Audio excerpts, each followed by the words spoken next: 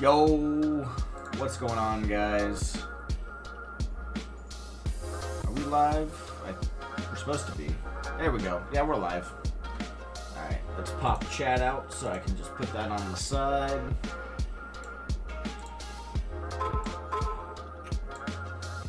Something like that. There we go. Cool. Alright, let's get started. Where did we leave off with the Octorok last night? He's just moving around, right? Yeah. He's just roaming.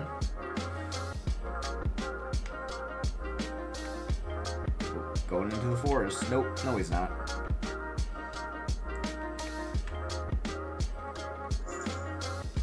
Oh, where's he going?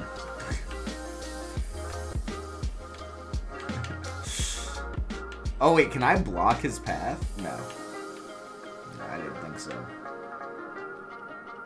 Yeah, okay. I think his roaming is fine.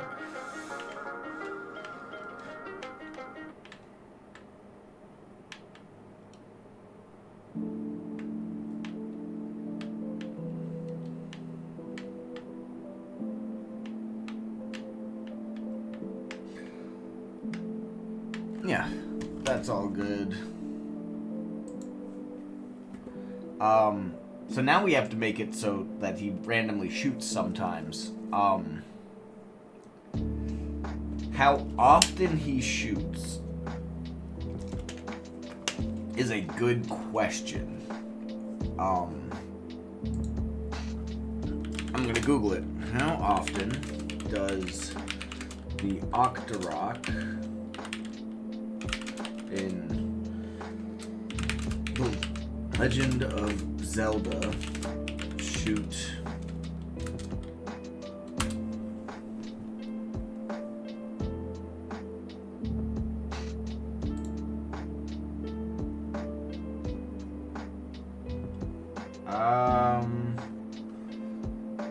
Legend of Zelda.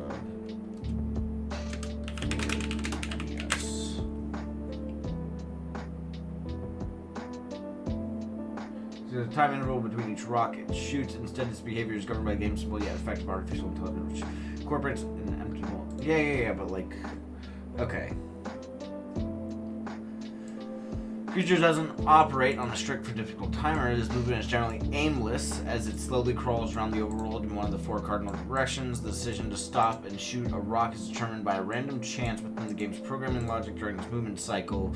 This unpredictability means that one Octorok might shoot it in rapid succession, while another might wander for several moments before expelling a projectile. This design choice prevents players from easily timing and bypassing the enemy, adding a layer of challenge to the early areas of Hyrule.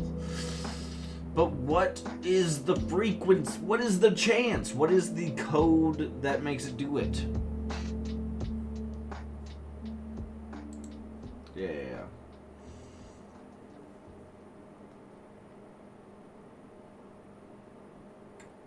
What? No one responded?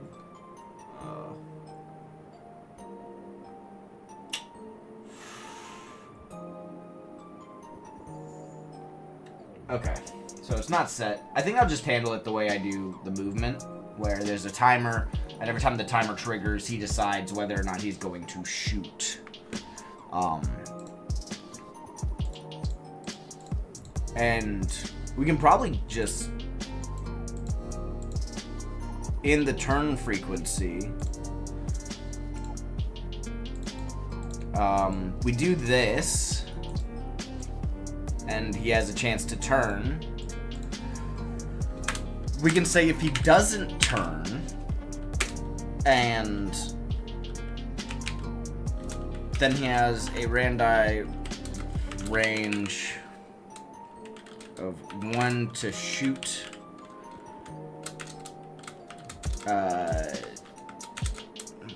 Oh my gosh, I can type.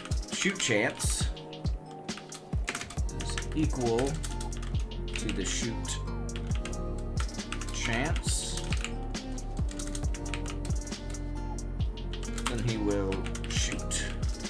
Alright, so at export bar shoot chance will be an int equal to, I think 3 is a 1 in 3 chance. So he has a 1 in 4 chance to turn, and if he doesn't turn, he has a 1 in 3 chance to shoot. So that gives him, and this happens every second. So every 1 second, he has a 0.25 times, or not 25, a 0.75, because there's a 3 in 4 chance he doesn't turn, times 0.333333. So he has about a 25% chance. Oh, I could have done that math in my head. Why did I even get the calc out? That's short for calculator if anybody just joined chat. I'm just using slang here. Yeah.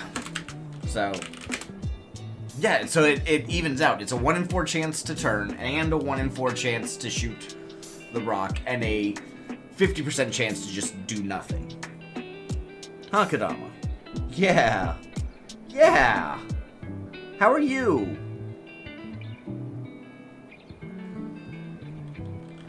Alright, so let's create the shoot function, which is going to be pretty simple.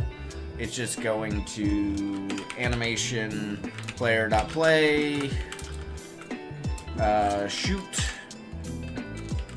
and the shoot animation will handle spawning the projectile and all that. We should probably set up a state for movement and shooting for him.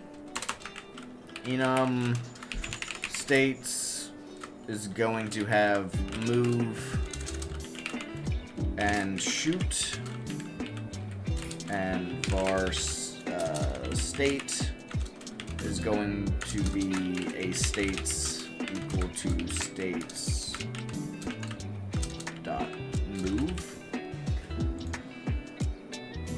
and if state is not equal states dot move, then we return. So he'll only move around if he's in the movement state, and he'll just ignore all of this otherwise. And then we need to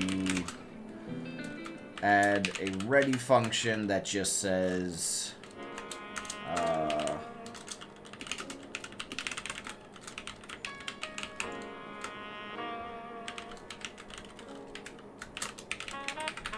that just connects the animation player dot animation finished to that animation finished function we just created. And then we can just check and verify that the anim is shoot, or actually we can check based on state. If the state is the shoot state, then we can set our state equal to states dot move, like so, and make sure that we change our state to states dot shoot. Alright. Be helpful if I put the if qualifier there. Do that because we're not using the anim variable. Yeah. That should make him shoot every once in a while. He's not actually going to shoot a projectile, but he will, like, stop and play the animation. No, he won't. He will not stop and play the animation because I never make him stop. His velocity will equal a vector 2.0. No, vector 3 dot down is actually what we're going to set that to. times terminal velocity. Actually, we want up because terminal velocity is negative. And then we do want move and slide to happen. So we do this, and we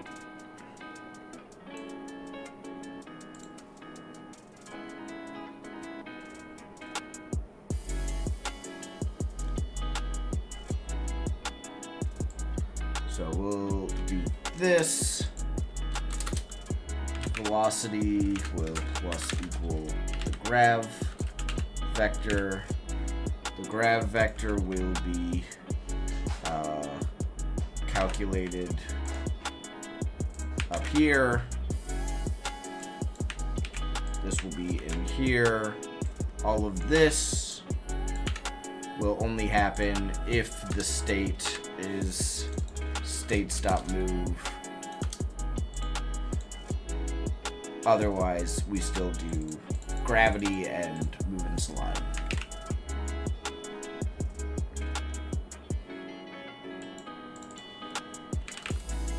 Velocity.y.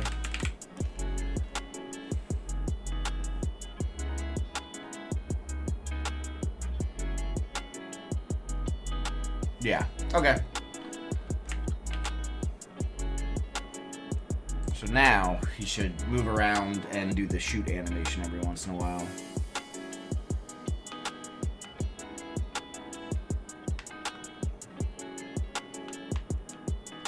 Oh.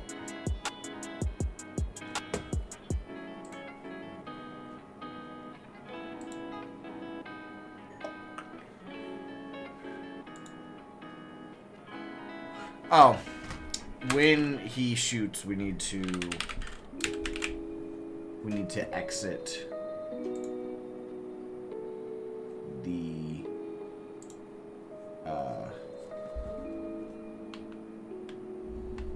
that function.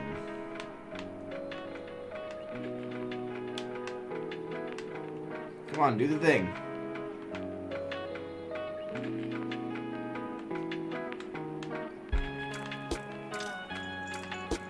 Okay.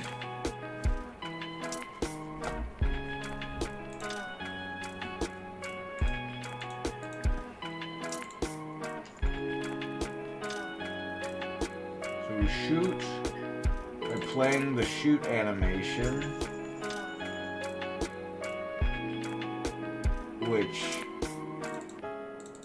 and we set our state to shoot.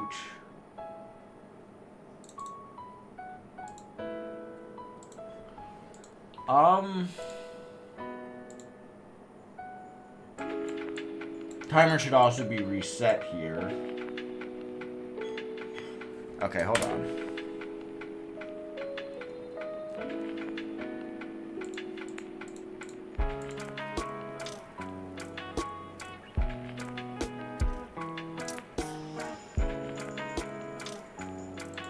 Okay, first off, that needs to be indented. And then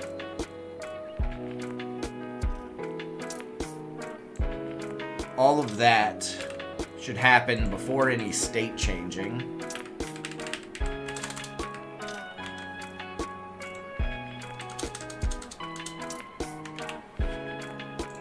Alright, that should solve our issue.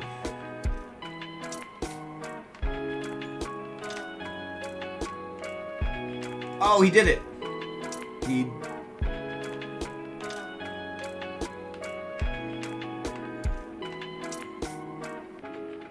Oh.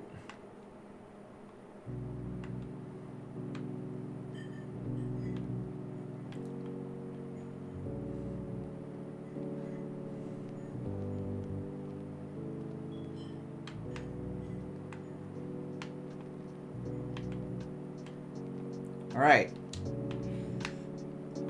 Cool.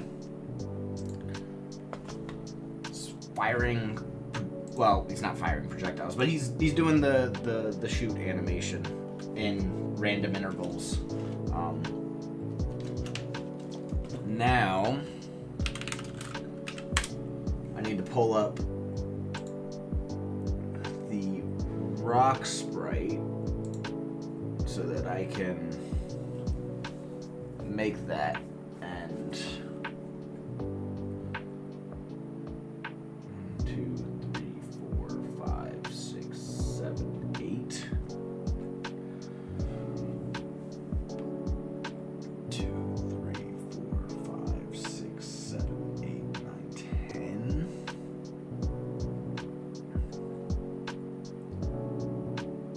The rock is 8 by 10? Huh. Peculiar.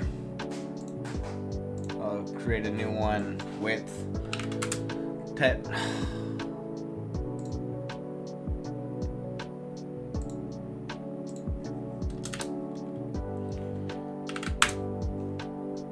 Resize. Layer to image size. Whoops. I actually just want to create a whole new layer that has transparency. Go ahead and grab the rock color. To center. Two.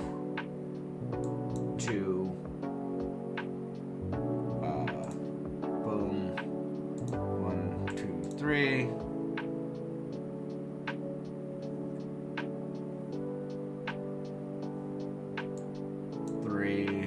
Corner that. And that. Yeah. Okay. There is the basic shape. And we have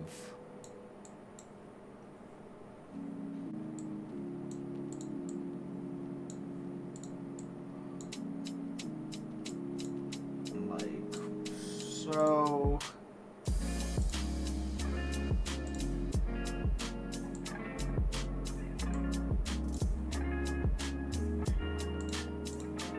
Yeah. Just like that. Now, the rotation of this rock is gonna be a bit weird for sure. Let's see.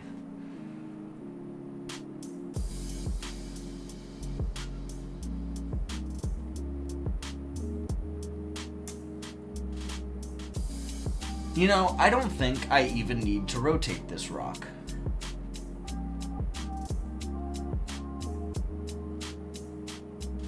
I think I can get away with just billboarding it. I don't think this rock even needs to have a full rotation to it. Just because I think it would be a pain to do.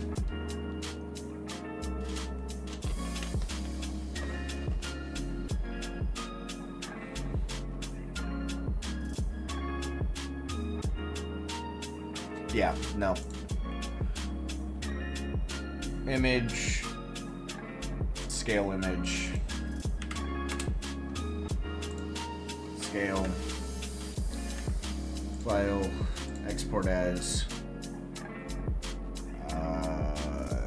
into picture, no, documents, Legend of Zelda, sprites, enemies.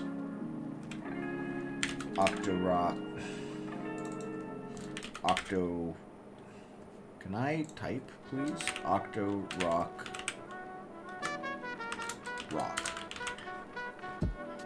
Export.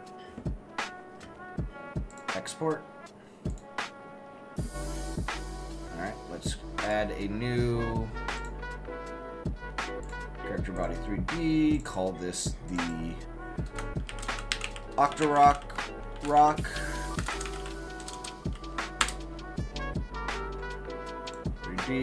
That's gonna have a sprite 3D that uses the Octorock rock, and billboard it and we will use nearest to make it clear. Alright. And then let's add a collision shape. Type sphere.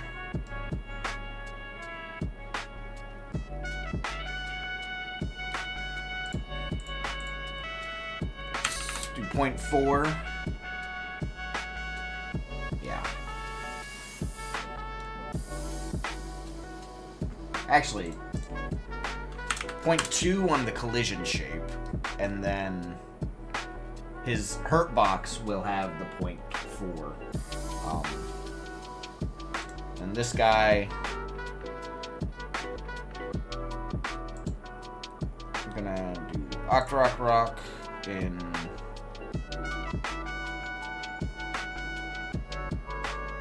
scripts, components. We'll just do forward enemy projectile. Create. And this guy is just gonna have at export for speed, which will be a float equal to 9.6 meters per second, or units per second, or 96 pixels a second. It needs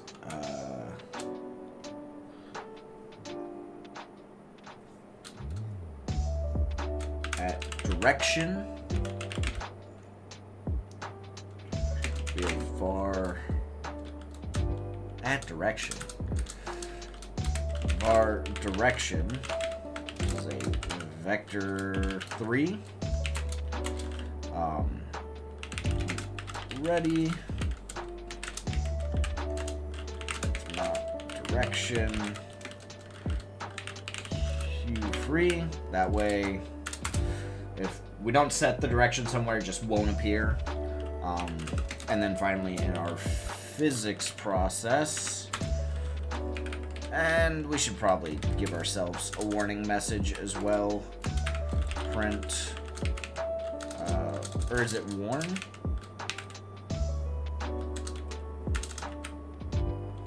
Yeah, push warning, direction not set on.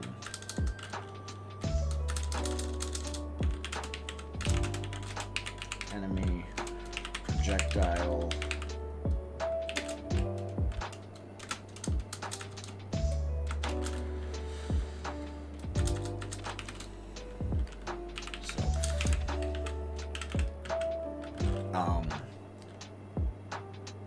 then we're just going to do velocity equals direction times speed. Then we will move and collide velocity times delta, or collision, if collision Q3.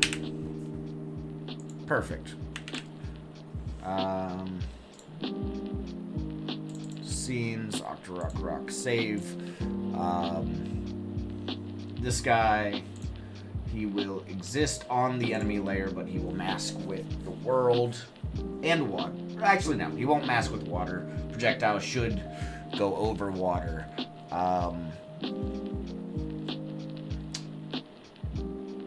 And this is going to have the same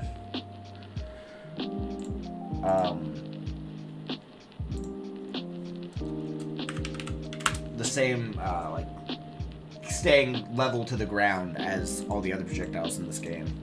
So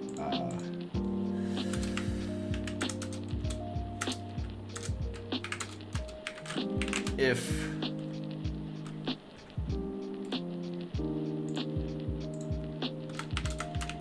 raycast3d.is colliding, then position will equal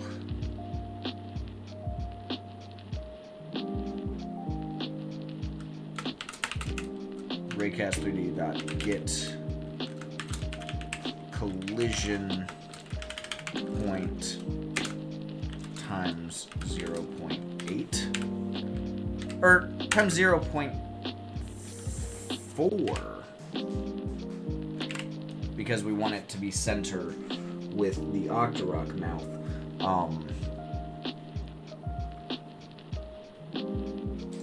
Cool. Now, in the Octorok rig,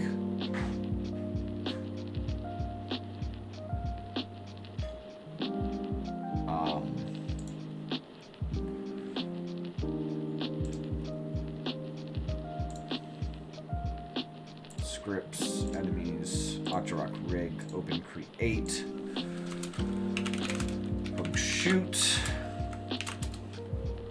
which is just going to get the forward vector, and it's going to, yeah, so var forward will equal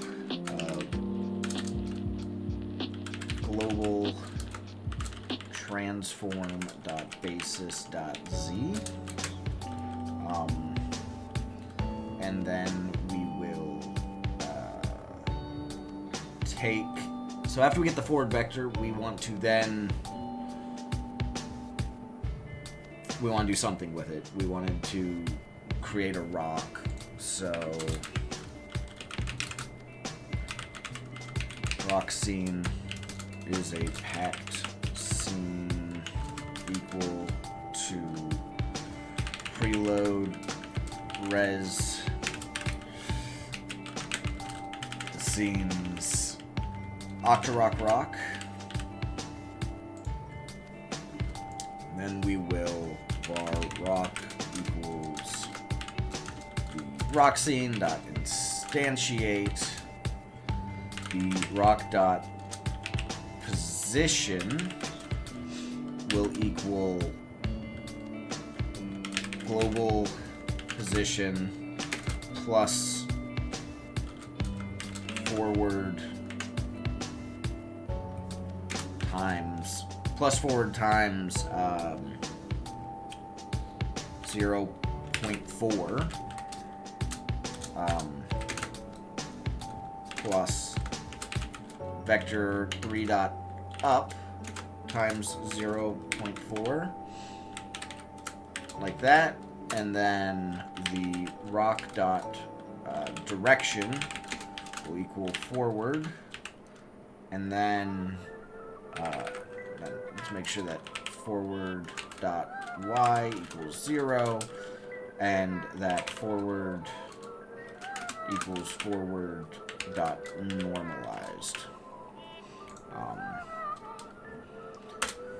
And then get tree dot add or dot root dot add child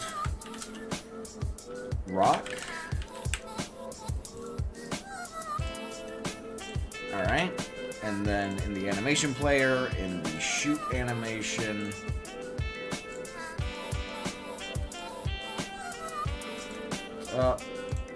so here is where we want to call that.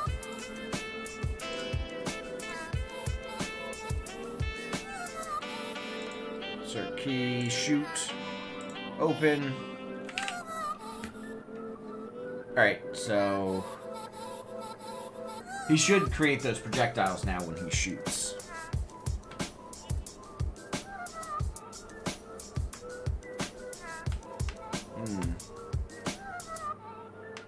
It seems he did not.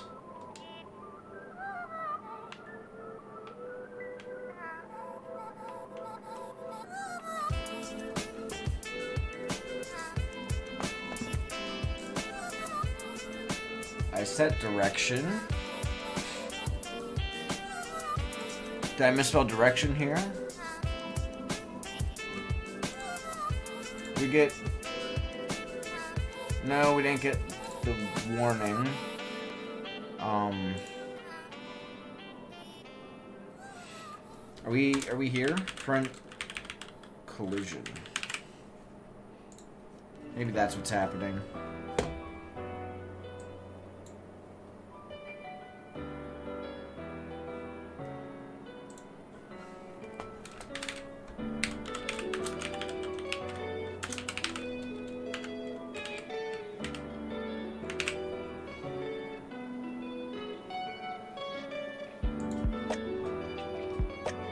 Oh, could it be that the Octorok?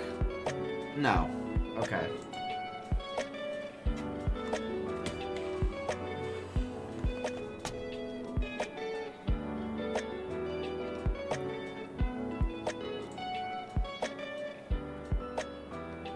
A tree? What?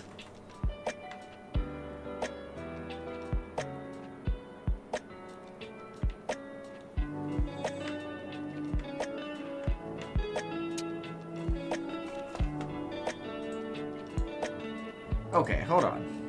Tree 1110. Where is tree 1110? Because that's not making much sense to me on what's going on there. That's silly. Trees. Tree 1110. Where are you? Right there.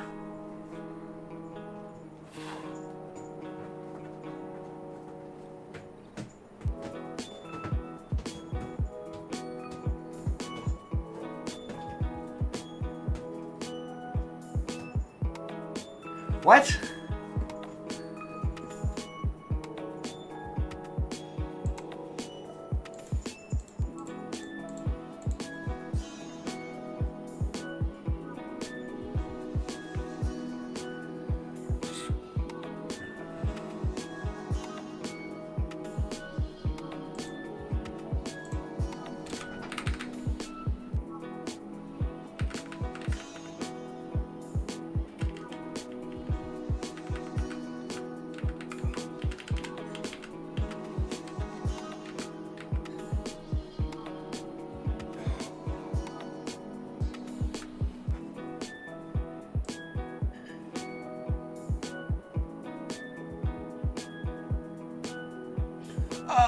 Oh, I see. I see what the issue is. It's not this.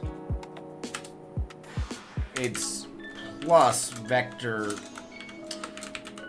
3 dot up times 0.4. There we go. That's the issue. Oh, wait, I want to see you shoot. Okay, besides forward being the wrong direction, which is an extremely easy fix, that looked good. Or the rig. Give me the negative on that.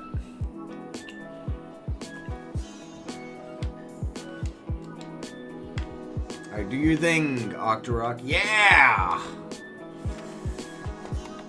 I think it might be going too slow. So, the Octorok rock.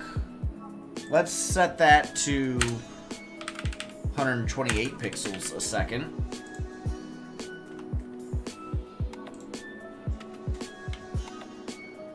Yeah. Ooh. Yeah. That's looking good.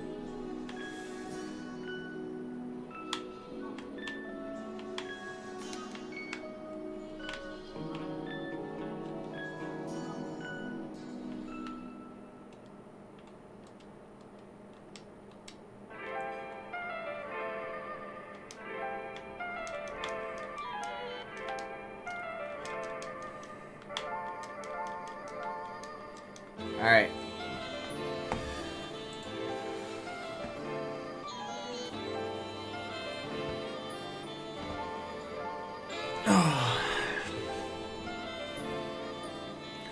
So, oh, hello, Kadama. Come on. No? Okay. So I think next I need to get targeting working so that I can actually hold down the target button and target an enemy. Now the question is, how does Wind Waker handle targeting?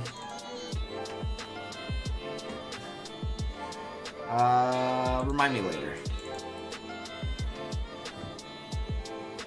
And remember, dump your own ROMs.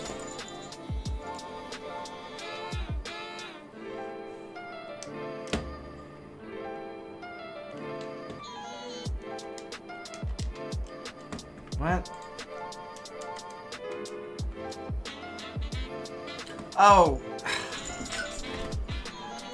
I need to... I was using a Switch controller last time. Hold on. Give me a Xbox One controller. The A button is here. The B button is here. The X button is here. The Y button is here. The Z button is here. Okay, I think...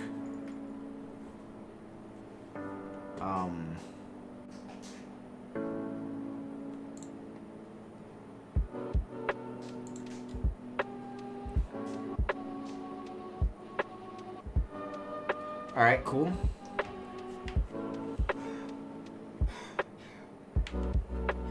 Alright, that all looks good.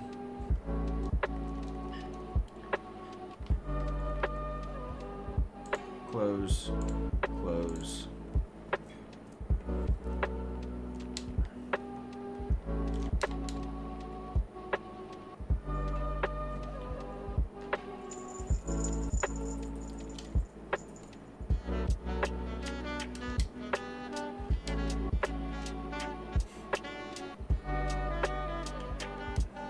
Okay. Targeting. Let's go target Snot Boy. Oh, you can't target Snot Boy. Let's go target the pig over here. Oh no.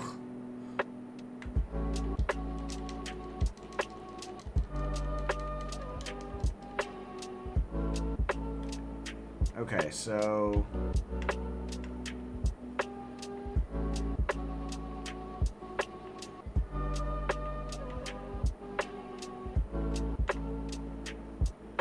But if you have multiple targets...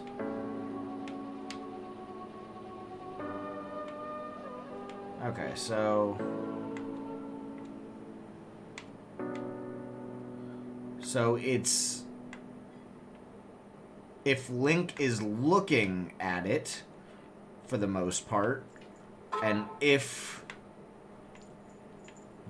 So if Link and the camera both... So if the camera can see it, and Link is looking at it, the option to select it will appear. And so it's based on whatever Link's looking at closest. And then when you do target it, the camera will make it so that...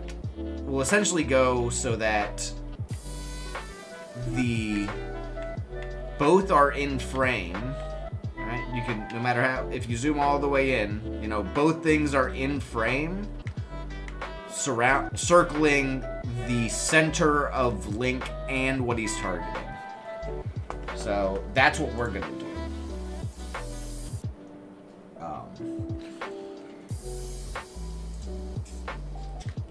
So there does not exist a... Well, is there an arrow sprite for anything in this game, now that I think about it? Let's see. Probably in the user interface, if anything. HUD and pause screen.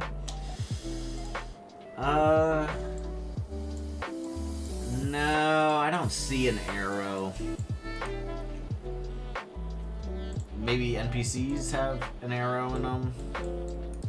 No. What about the... What about when you're selecting a file? File select has an arrow, right?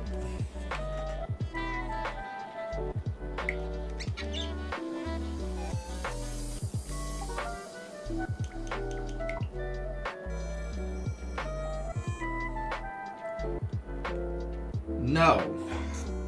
The select screen uses a heart as the arrow.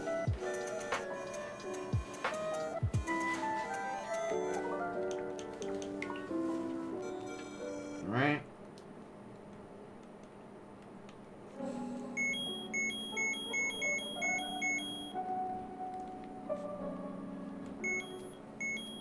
Yeah.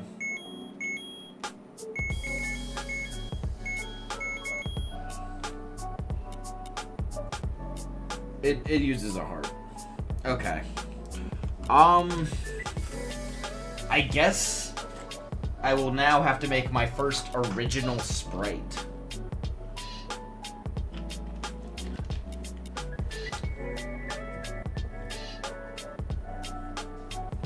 Well,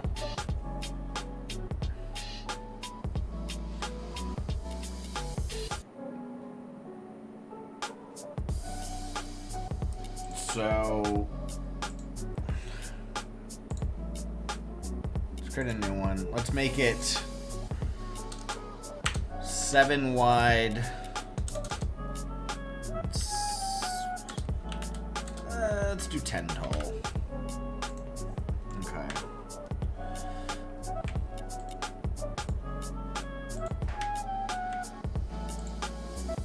So I think white is a good color for not selected.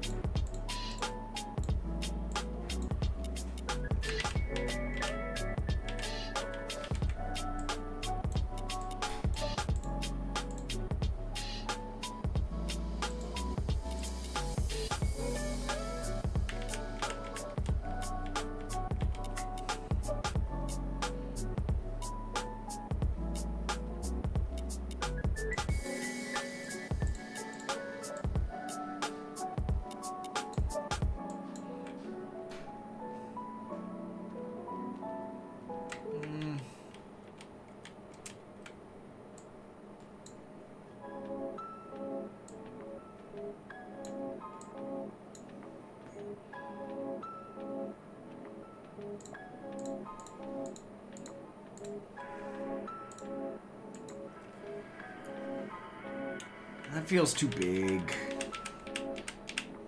That's fine. I wasn't too happy with the skinny line at first, but that's fine.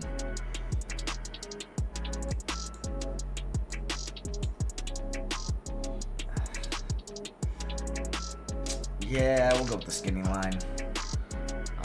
Image, canvas size, ×2, size, and we will go with,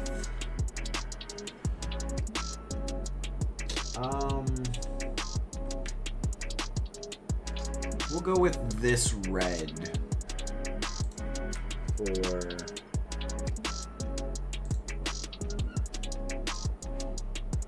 the selected.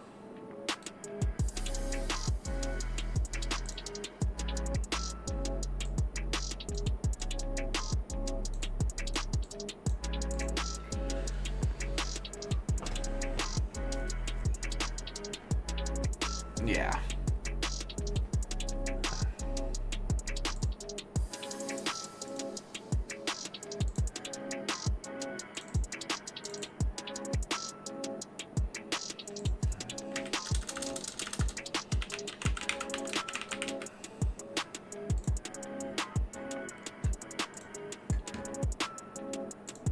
Okay.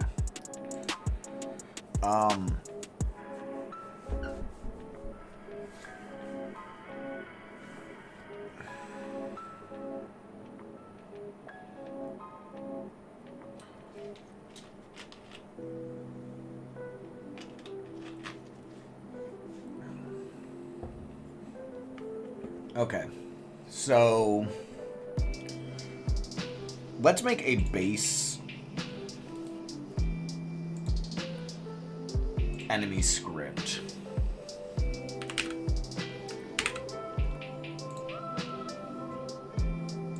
And in this, target arrow offset, which will be a vector 3. We're really only going to use the Y component, but just in case, for whatever reason, I do need to change the offset in any other directions I can.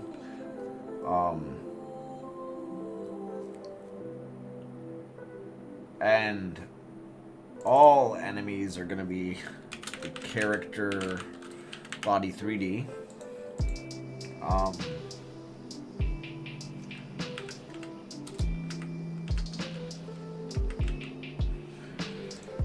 Okay, and then and I forgot the class name enemy.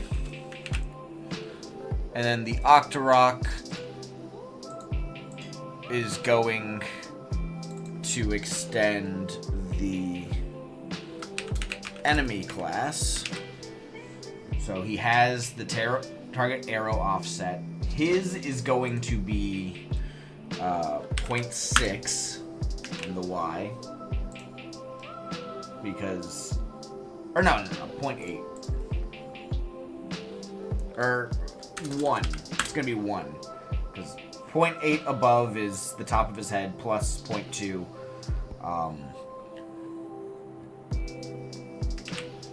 Okay, now let's create the arrow, which will be just a sprite 3D. That's all it has to be. This is the target arrow, and that's going to use the target arrow image, 2 horizontal frames. It's going to use the nearest filter, and of course I forgot to scale the image up. Image, scale image, scale, file, export to target arrow. There we go. And I lied. I'm actually going to make this a node 3D as the root. And that's going to be target arrow. This will be the sprite. This is going to billboard on the Y. It's going to be offset by 0.4 on the Y. Like so. And that way, exactly where the arrow is pointing is the offset for enemies.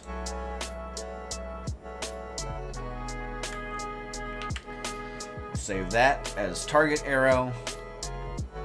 In link,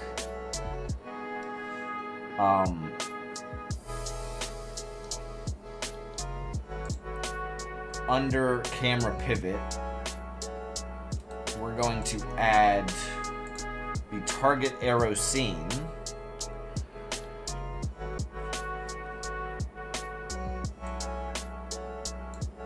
And he's not going to be visible. And then we can essentially at onReady var target arrow is a node 3D equal to get node target arrow. Alright, now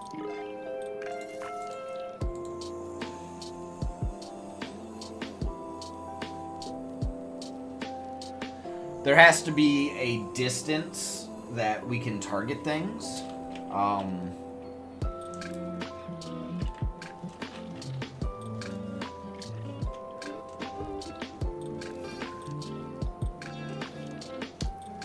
And we could probably just achieve that with, like, a collision shape on Link. So, under the Link model, because that's what actually turns.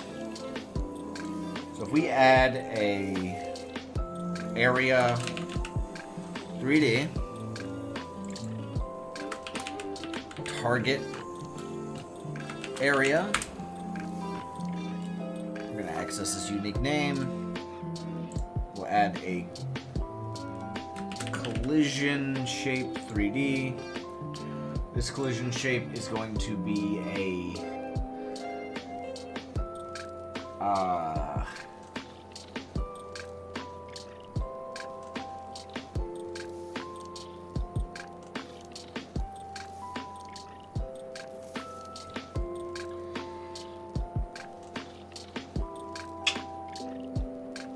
kind of want to make it a cone. Oh wait, I can do that with a... Well...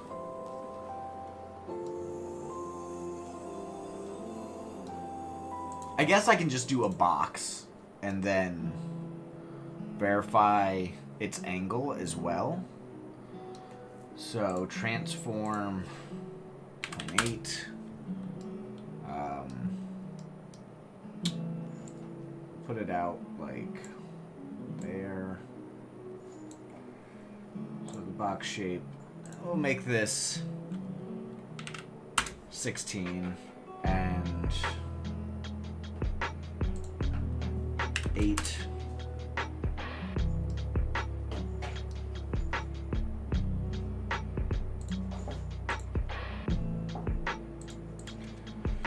Point 8. No, 8.4.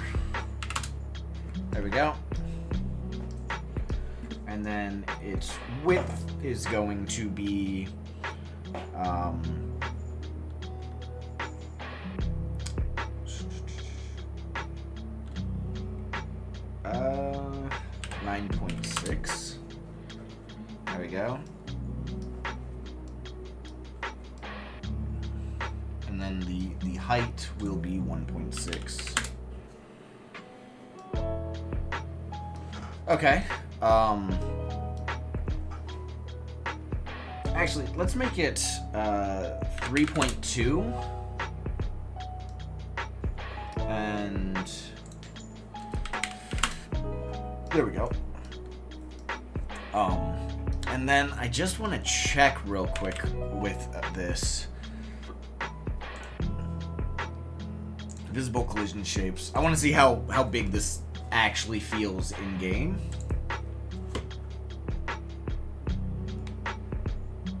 Okay, let's see. I mean, it's kind of massive.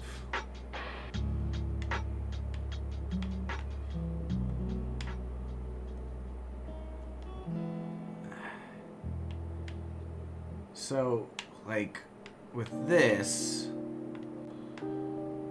I can target things that are all the way at the start of that slope. Yeah, I think that's fine. That seems perfectly fine to me, to be so for real.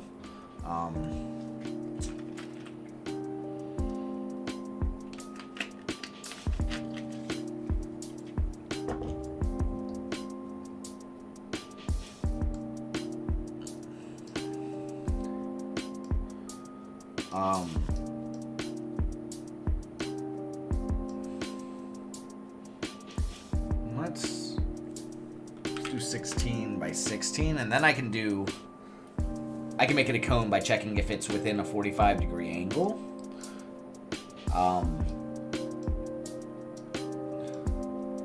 Okay.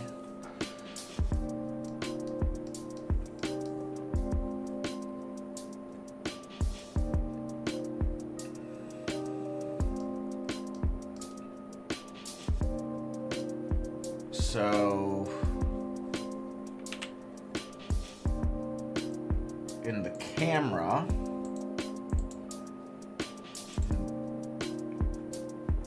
physics process, we're going to check targets. Well, I also need to set our 2 modes of targeting and not targeting.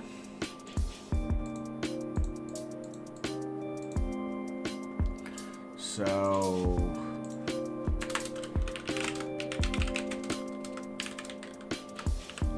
free, locked, target. Var states will equal states dot free.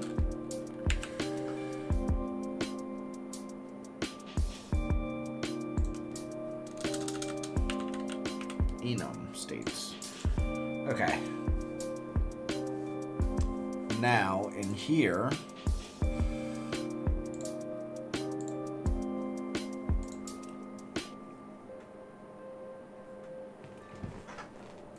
we can set, so check targets,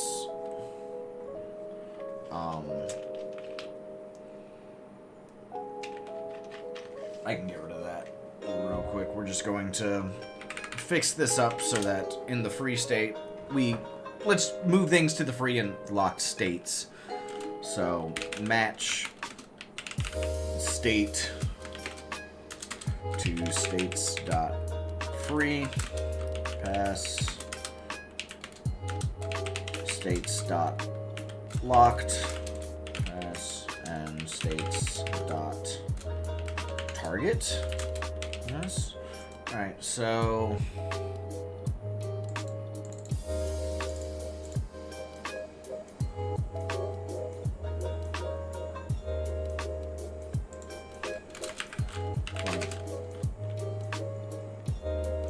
up, down, tilt. It's going to do this.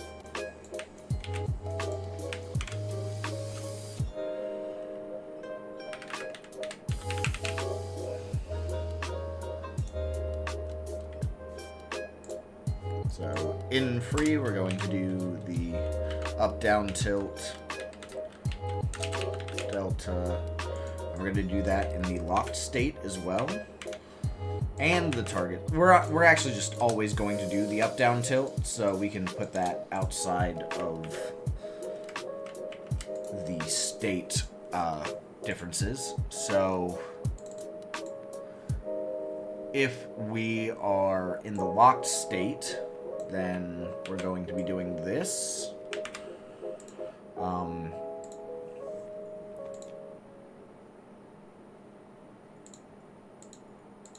And then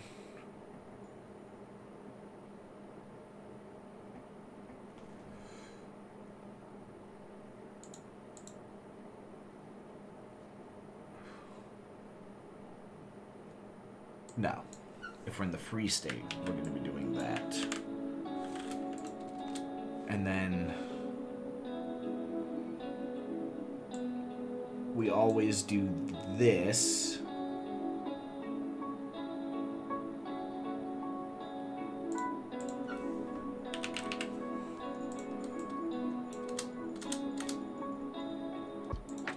And then that. Okay. And then we just press target.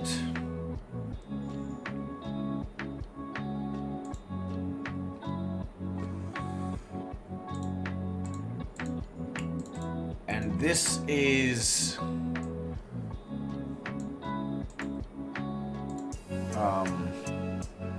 let's make a function.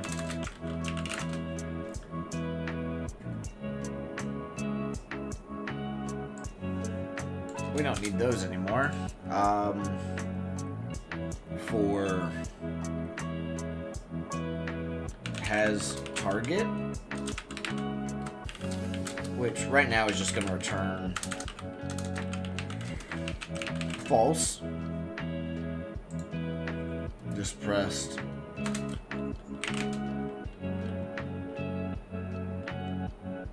if not has target, then lock camera.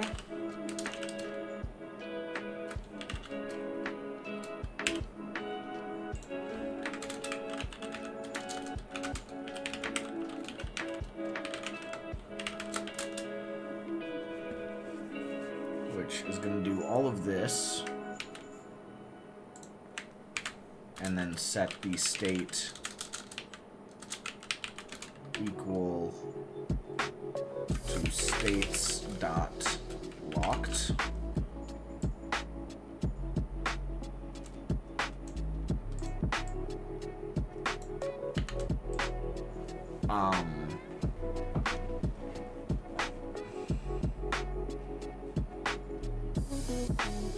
And then if input dot is action just released, target, then state, if the state is states dot locked, then the state will equal states dot free. Okay. That broke stuff up, but it should still function exactly how it was functioning.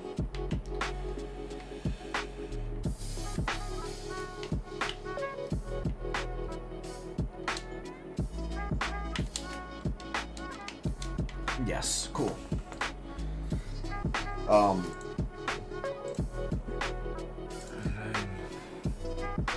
Turn those off. Now,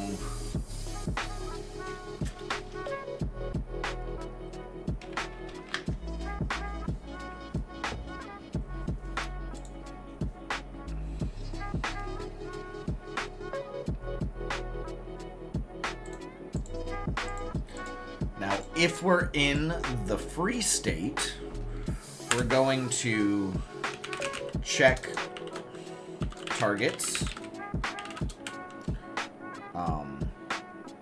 which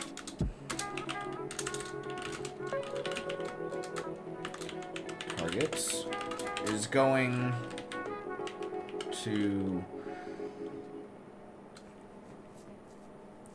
let's see, and the at on ready var target area, which is going to be an area 3D equal to link dot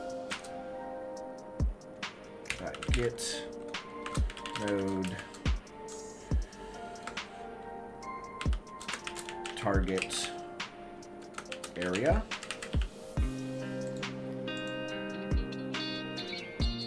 Can I just say link dot target area like that? I can. No?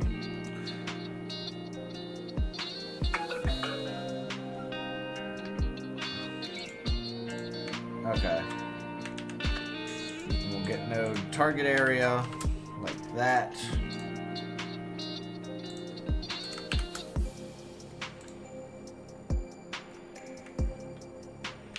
Okay.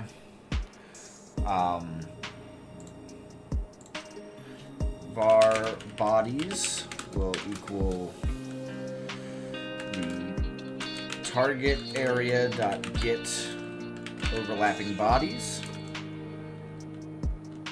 for body in bodies.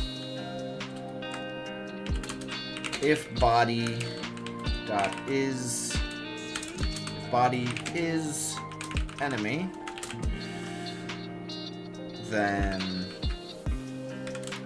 our targets, well, our closest will equal 90. Then we will say that our angle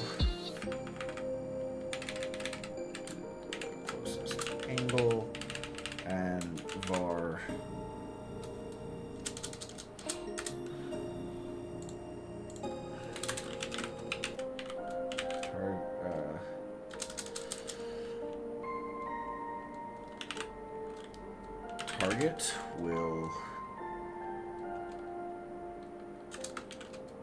be an enemy equal to, will just be an enemy. Var angle will equal global position dot angle to body dot global position, and then we want to take that and do radians to degrees,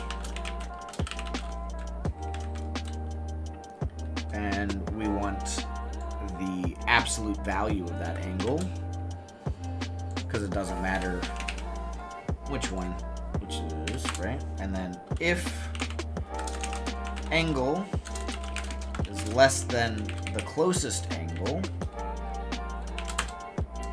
then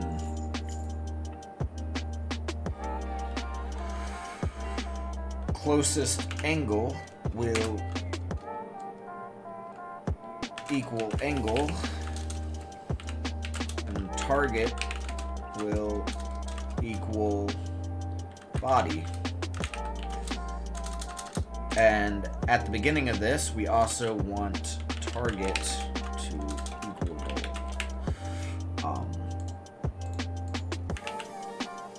So it'll be null if there are no targets. So we can make that function has target.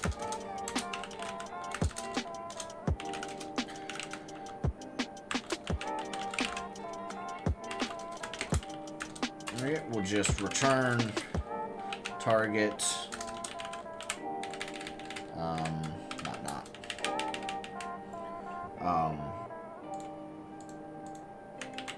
Convert target to a Boolean.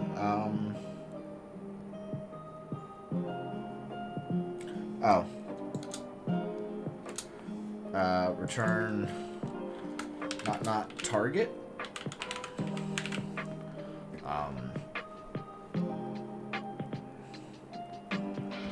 And then can I do this?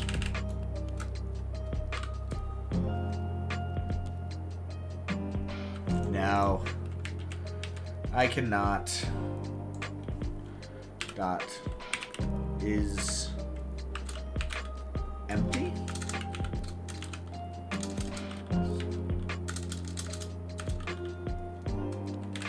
Yeah, I'm just gonna do. You know what? I'll just do that. I'll just return target so that we can use that in a way. And honestly, where am I using has target? Not target. We'll lock the camera. Okay. But if we do have a target,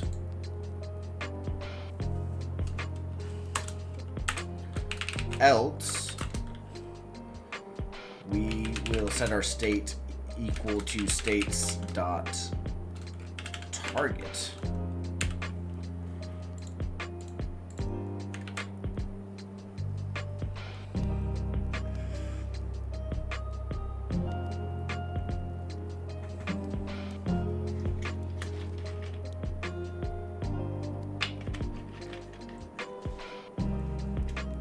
Okay.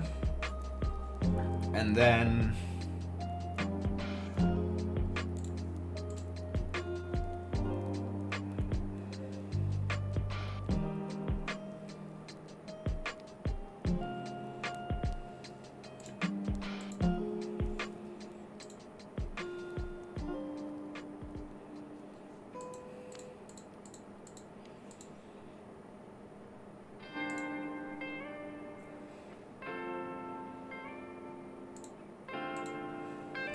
state's target. Well, if the state is states dot target equal states then, okay, so this is where we become the target state, and then this is where we free the target state. So here we need to set our we need to set the target arrow dot frame.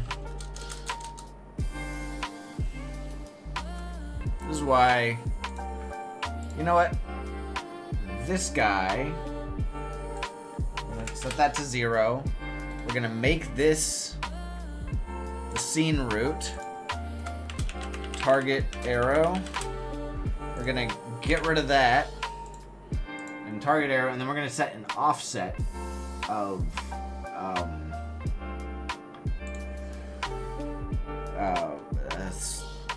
40 pixels. Exact same effect. Cool.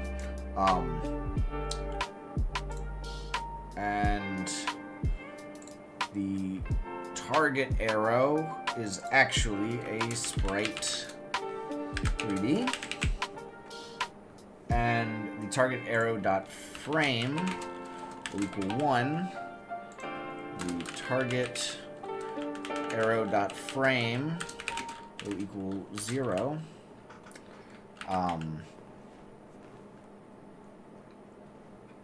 And then here,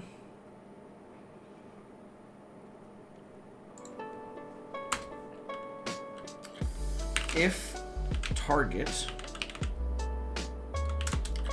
then target arrow dot visible equal true, and target arrow dot global position will equal the target dot global position plus the target dot arrow offset. And else the target arrow dot visible equal false. Okay.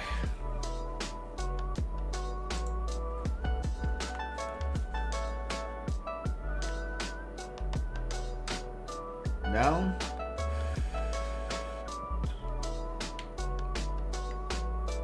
That's not...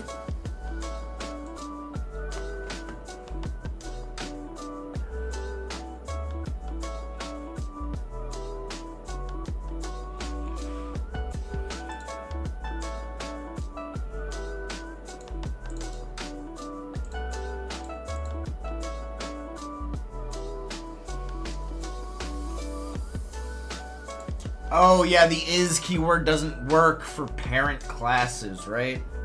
Godot is custom class child. Is extends custom class. Yes, Godot heavily uses concept inheritance, allowing you to extend both built-in Godot check if node extends custom class. It extends a specific custom class is a very common task. Allowing for dynamic. It's probably highly effective method of using. Use operate with a global class name or using the is class method for or get script if you haven't assigned it.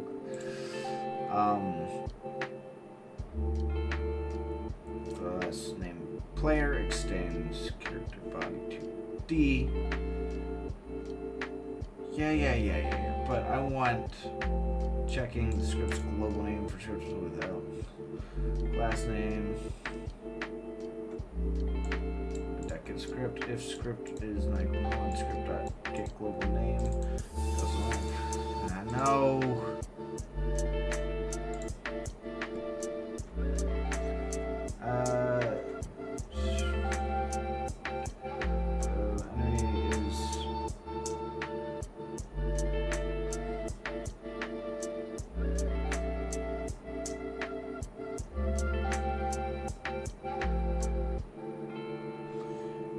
classes, all you need to do is use the is syntax. Yeah, but what about extends?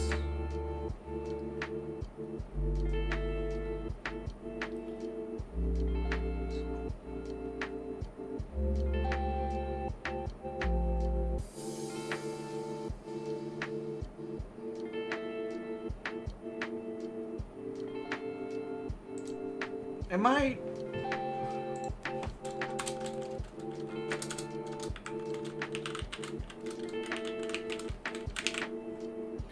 Let's see, what are we getting here when we...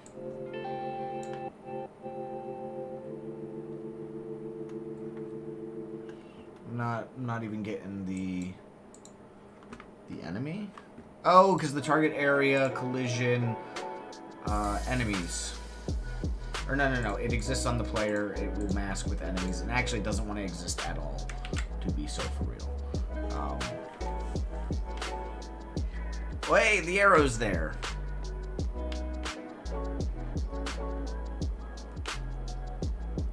Yeah, okay. The offset is a little wrong, but that's a simple fix.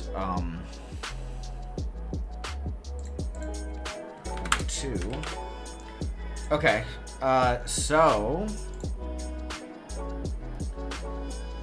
we essentially just now need to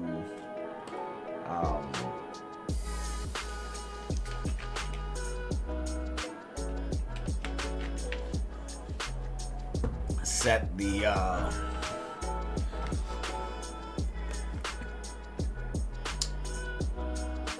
so when we let's see.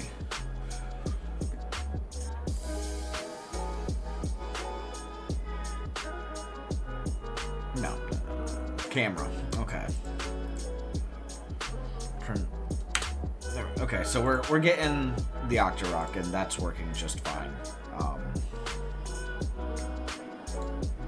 And then we want to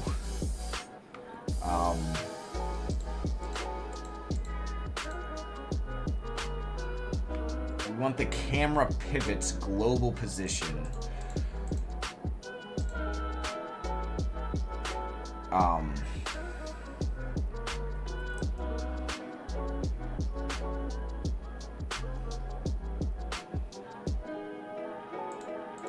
The state is target. The global position should equal the target dot global position dot lerp to link dot global position by 0.5. So we get the position halfway between them, and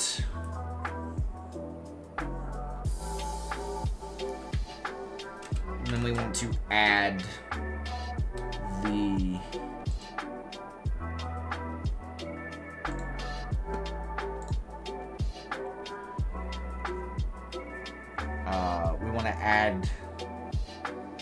that var offset be a vector 3 equal to 0, and then offset is going to wait, vector 3 equal to 0, what does that even mean? Why didn't you throw an error? Offset will equal position.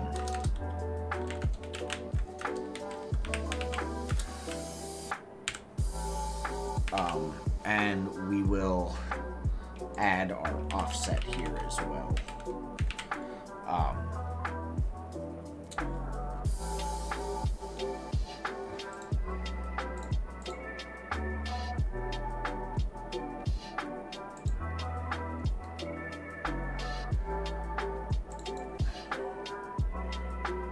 And then when we leave the target state, global position equal offset. Or no. Our position equal offset. That should...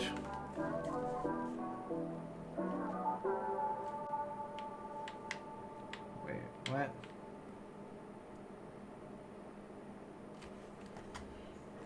What?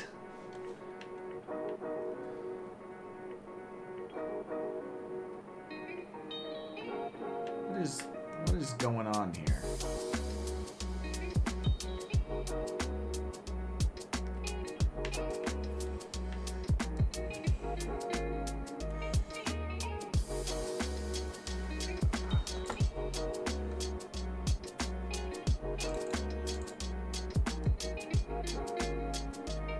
Wait, what's this camera offset? Oh, wait, okay.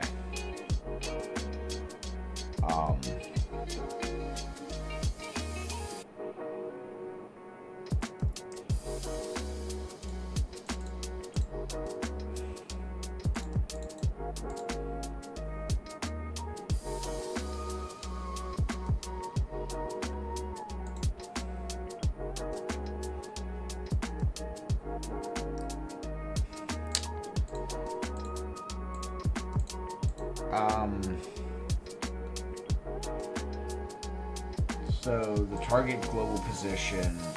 Okay, wait, okay.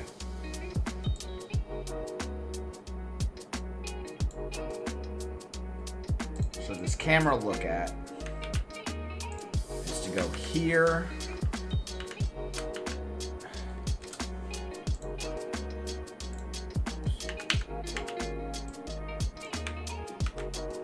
And here.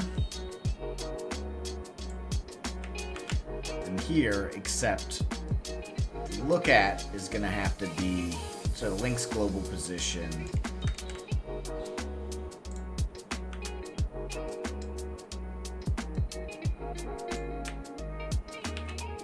is going to be that.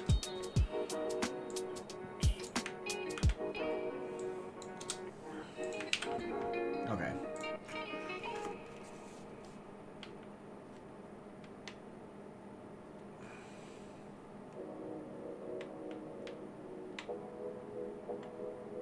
Well,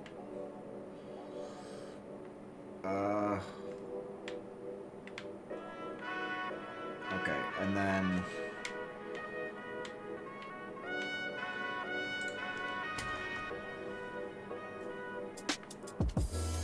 is it in Link script that handles?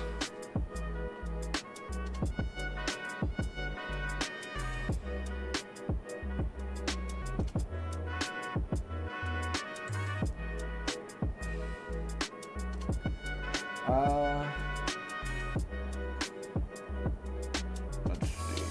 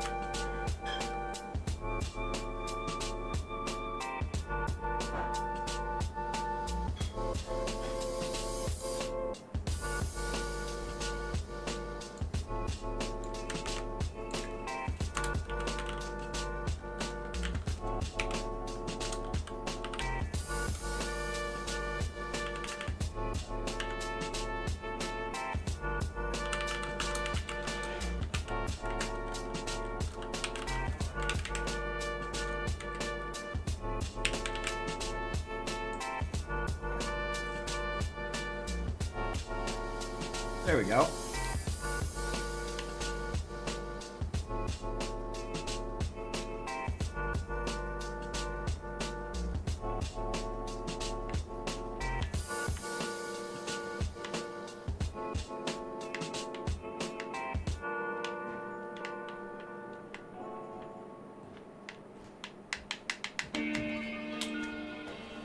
Alright, I will be right back.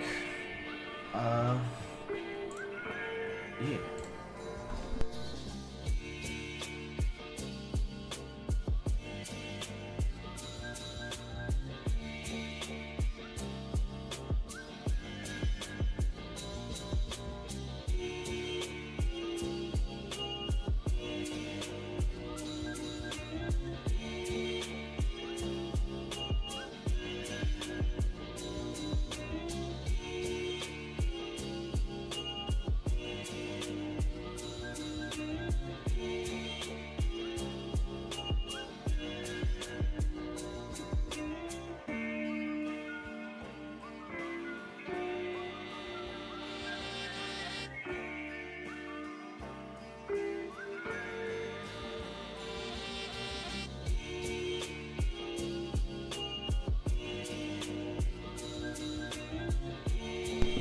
I'm back.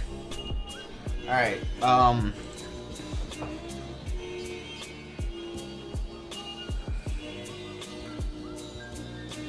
so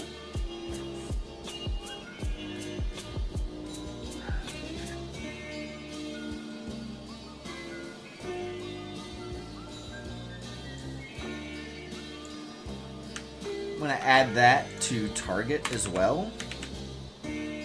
That way I can turn the camera while targeting.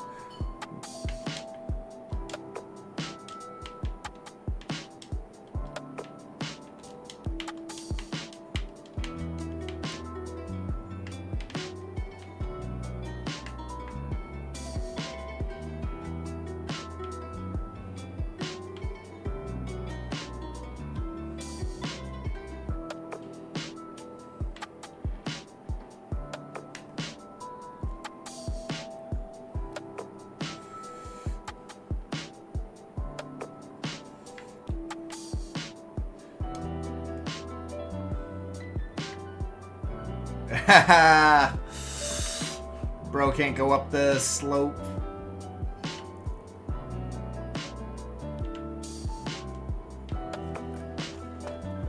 He should be able to.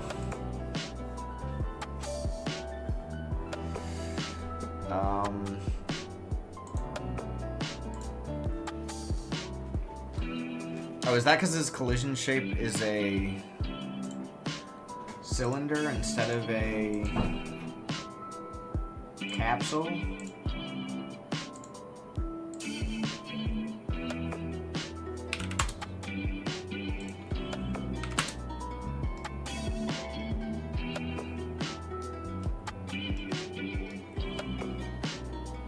And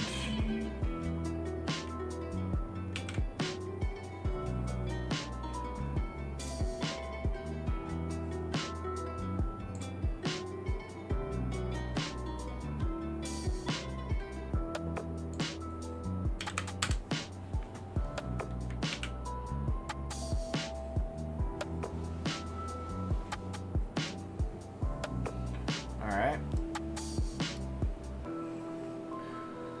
So, let me pull chat back up.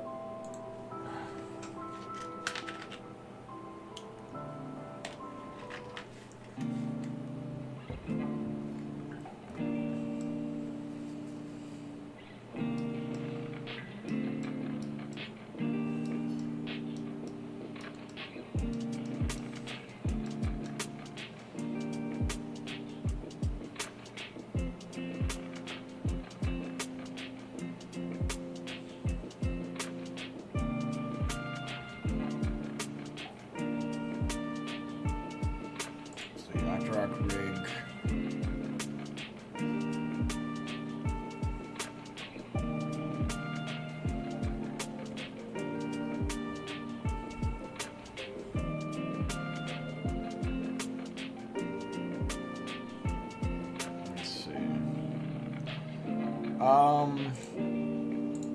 I want to do a hurt color. So if I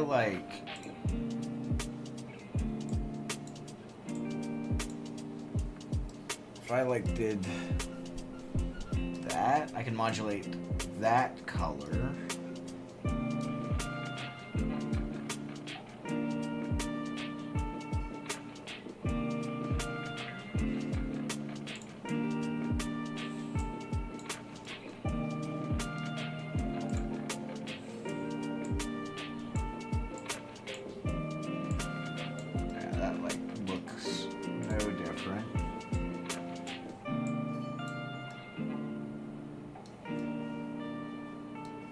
Greens, pretty good.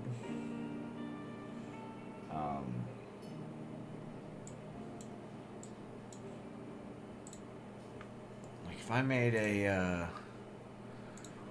call it hurt.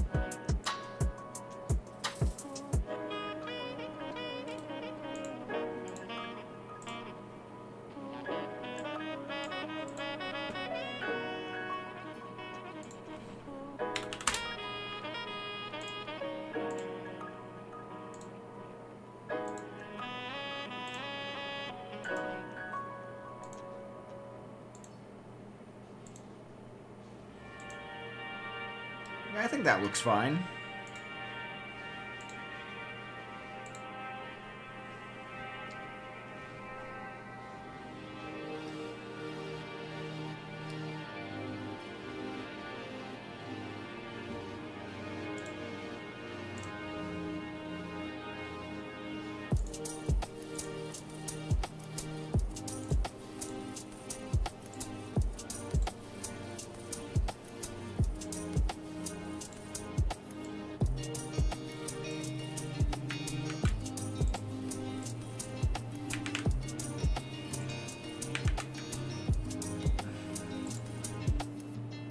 Perfect. Okay. Let's go ahead and add one of those for all the legs as well.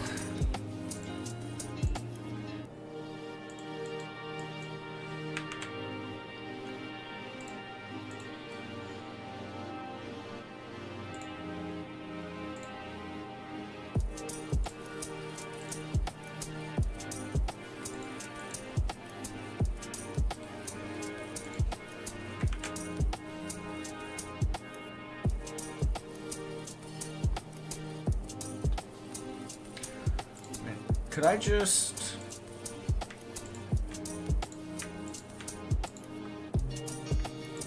do like this and add them all at once? Actually, better question. Could I just add it to the Octo rig?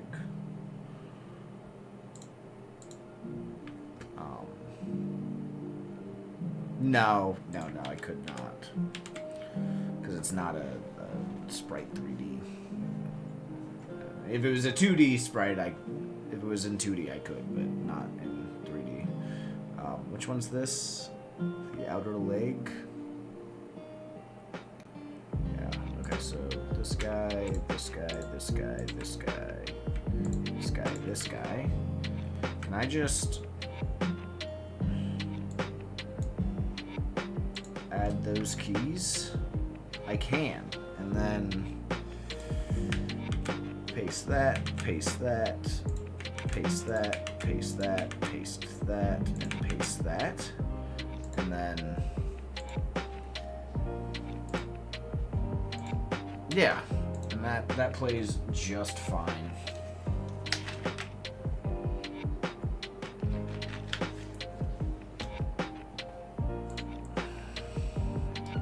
And then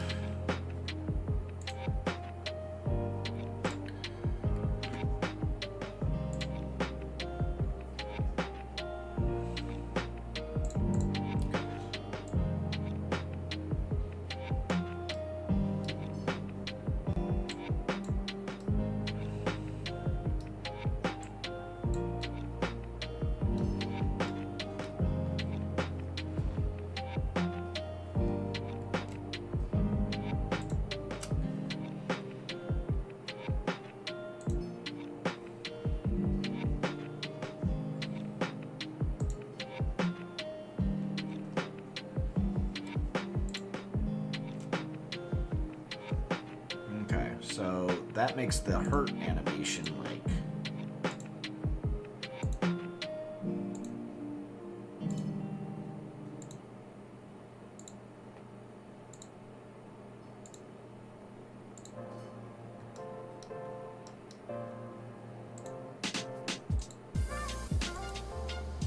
yeah, cool.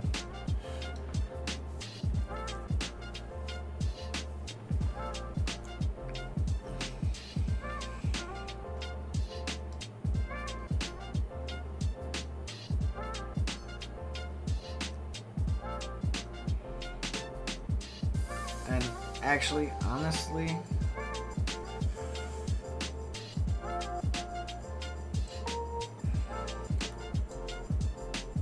let's make this shorter. Let's put that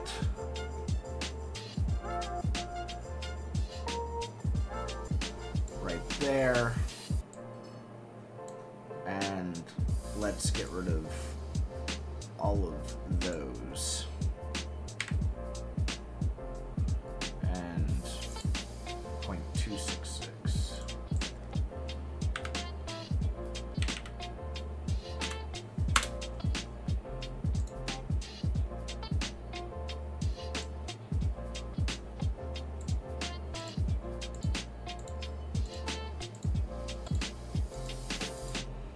Yeah, that looks good.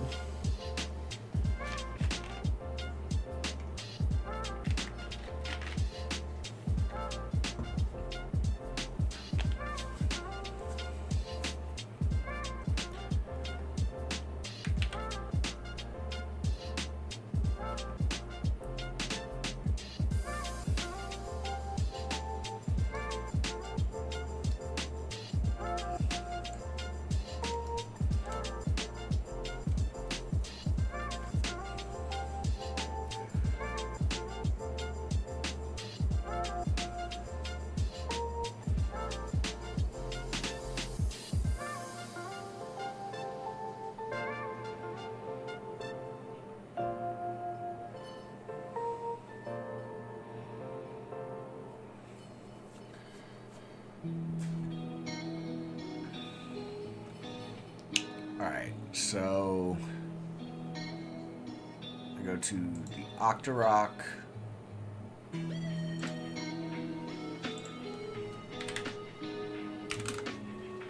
Hurt.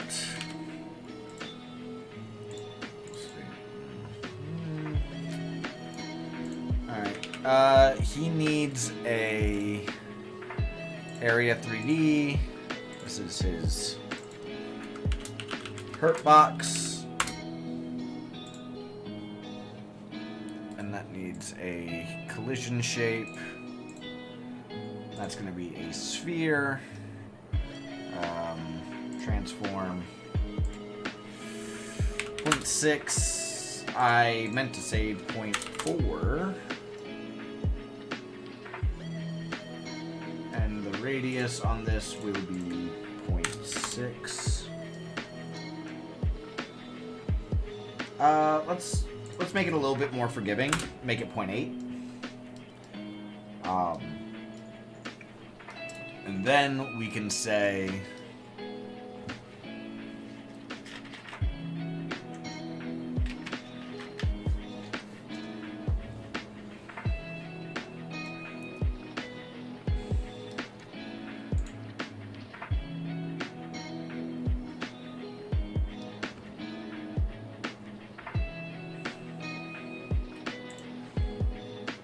area entered.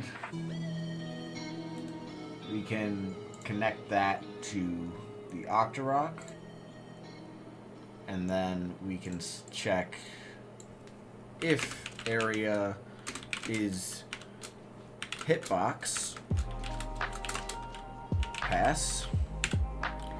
Alright, we need to create the hitbox class. So let's do that on Link's sword.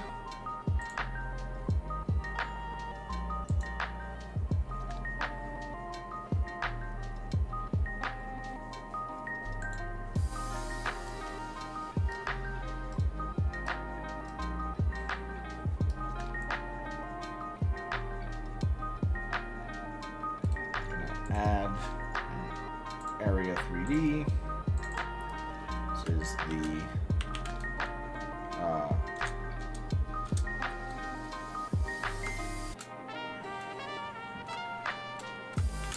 normal hitbox, which is going to have a collision shape that is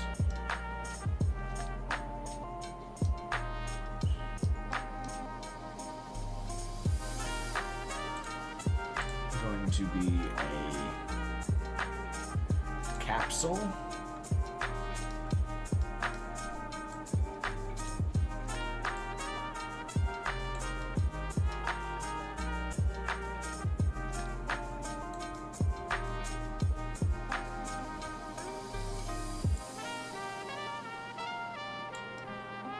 Do like that.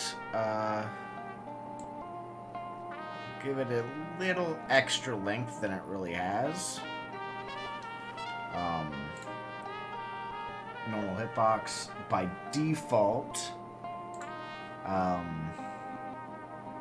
it will be disabled. I'm going to duplicate this for the finisher hitbox.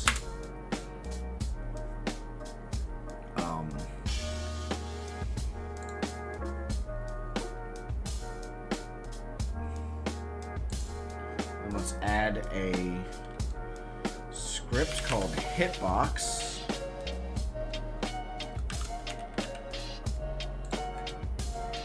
To scripts, link, open, create, class name, hitbox.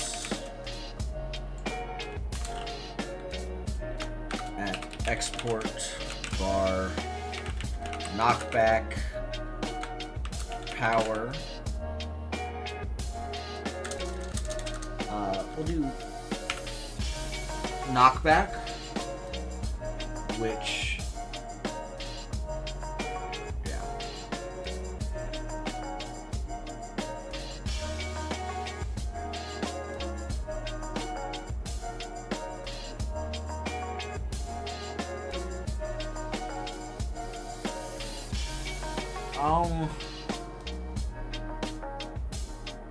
Yeah, knockback power.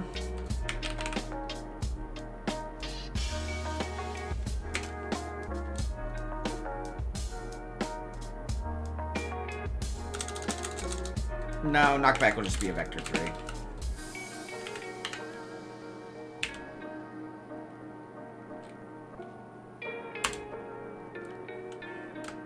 Export. Relative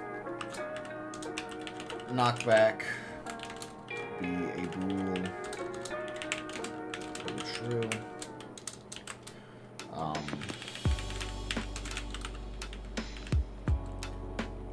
And at export var damage will be an int equal to 1.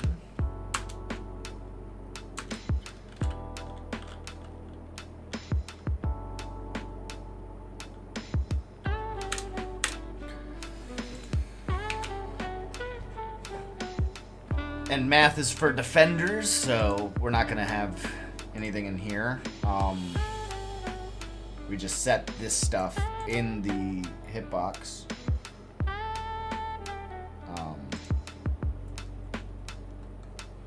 Then in the animation player, let's go to H/.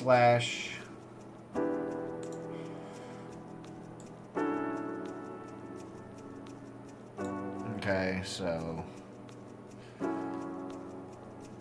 normal hitbox disabled.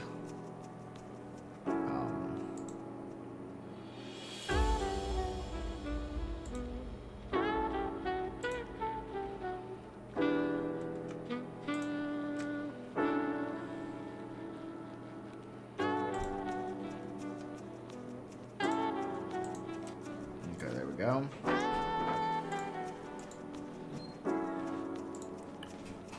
H/finisher. The finisher hitbox.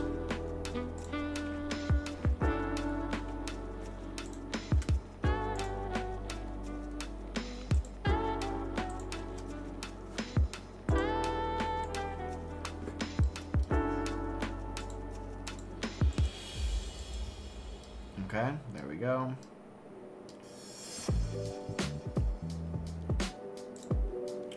Then we have the thrust, which is going to be turned on. And then it'll turn off here. And then the thrust finisher.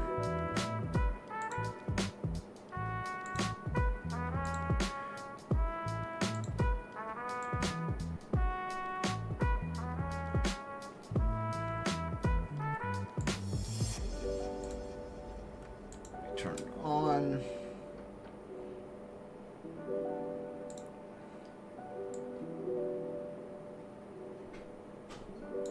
And then here we turn it off. All right. And then the V/.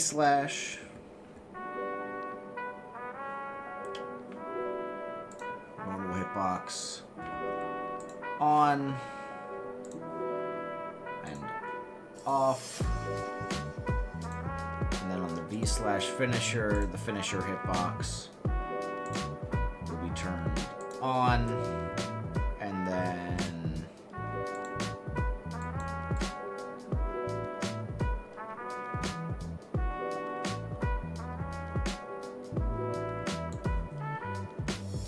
will be turned off, and it actually isn't going to be turned on until this frame. Yeah. Okay.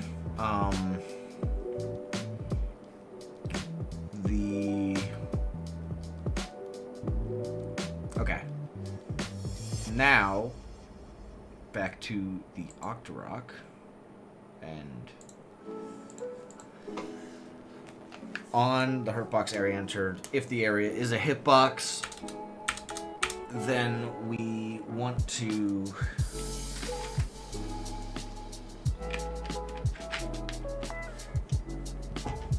do some verification on that, and well, we want to take damage, but our state will equal states.hurt,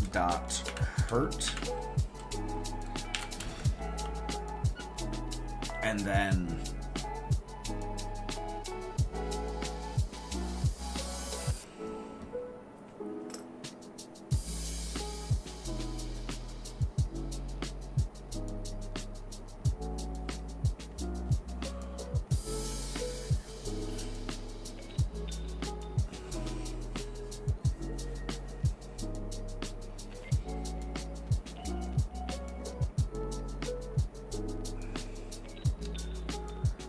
actually, what I'm gonna do is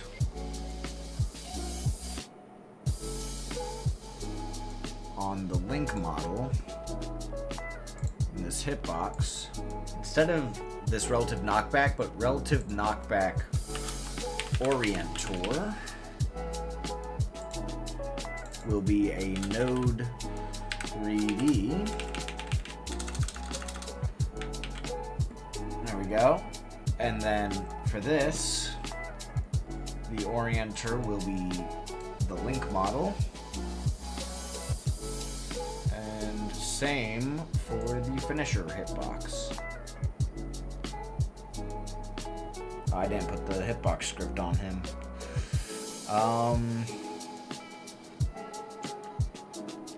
Opponents.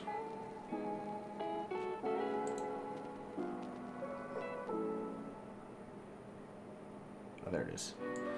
The hitbox on that. And the orienter is this guy. Okay. Then real quick, the normal hitbox is not going to do any damage, but it will do, well, it's going to do 2 damage, but it's not going to do any knockback. And then the finisher hitbox is going to do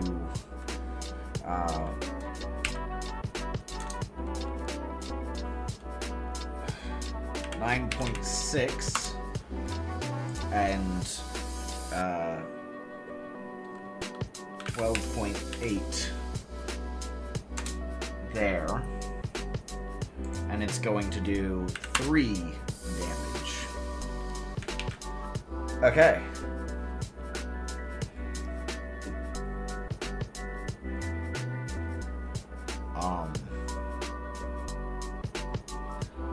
Then the Octorok, back to handling this. If area, well, then we say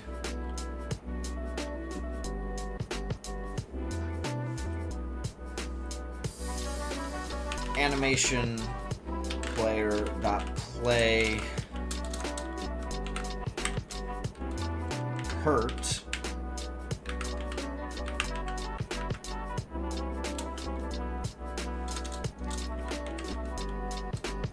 and state not equal to states dot hurt. Then we play the hurt animation and we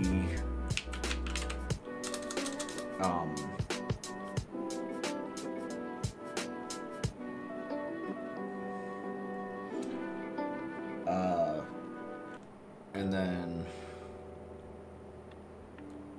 velocity will equal, well, we need to calculate the knockback. So var knockback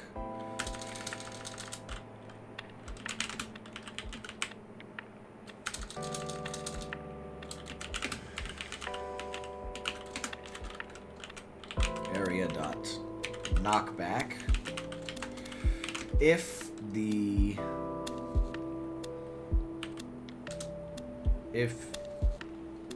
area dot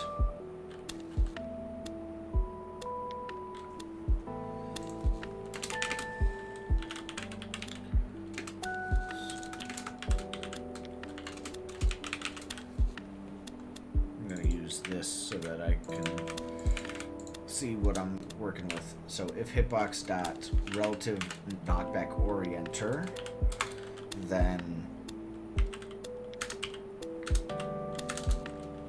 knockback will equal the hitbox dot relative knockback orienter dot 2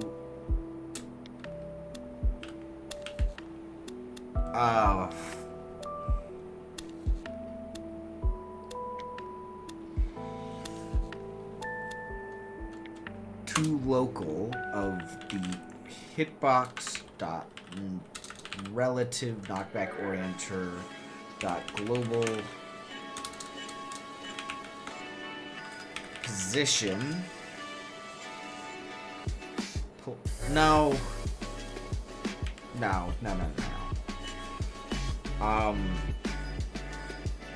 The knockback is going to be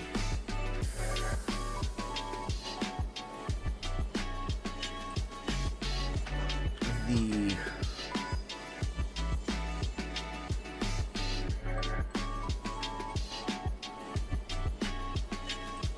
I want the Z's to align, so it's the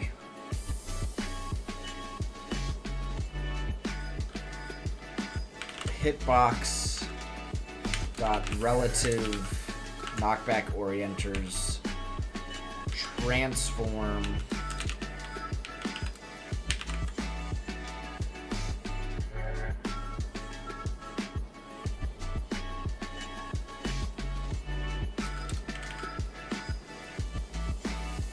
his global transform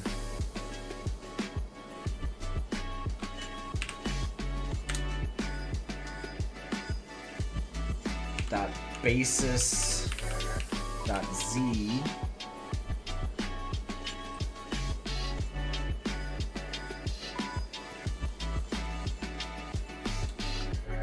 times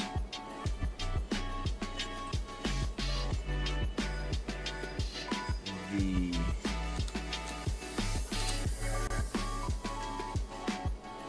that's the forward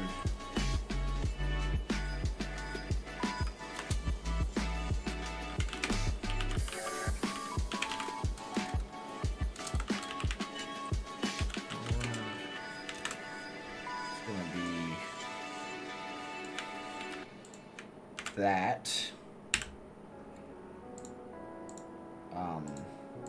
it's gonna be the negative, not a positive because link is just backwards, and orienter right is going to be that but X, and then I can say knockback will be the orienter forward times knockback dot Z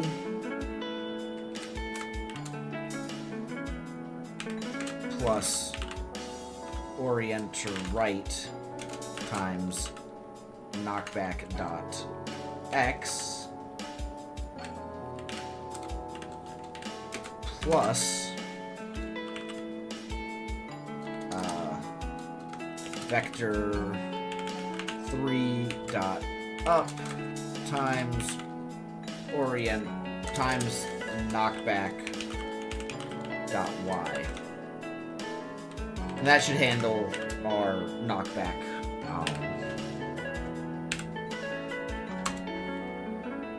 So with that, we can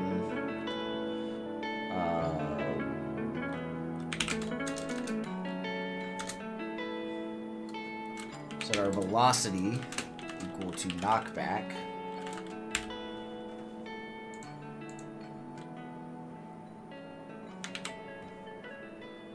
Alright. I need to grab the sword.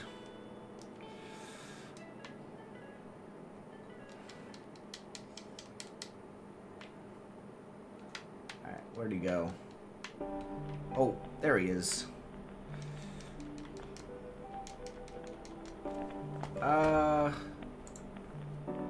It would probably help if...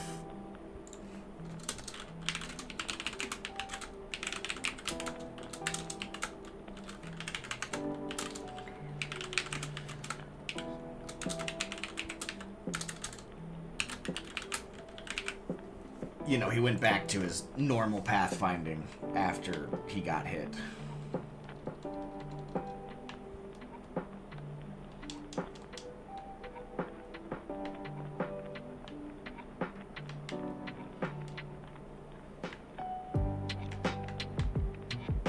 Oh, there he is.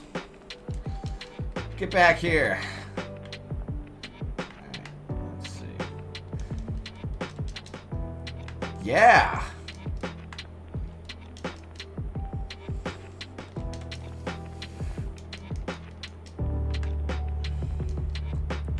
And...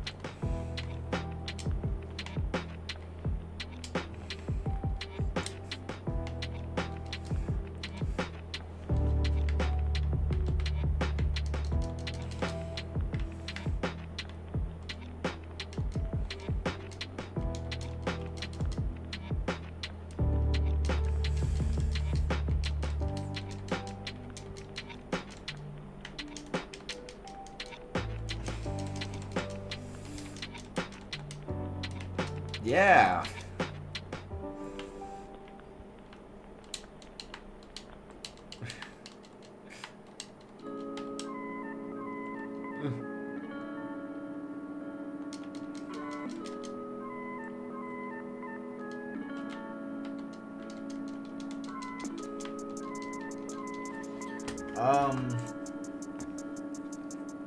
I just realized Link,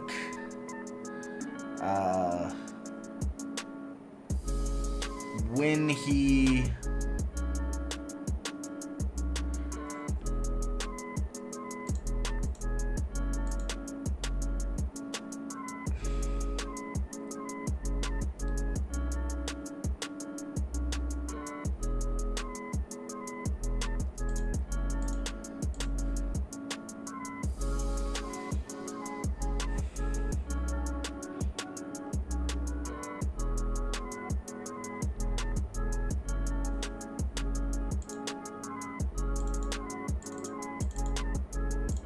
Why are we getting the cameras forward? This should really be the...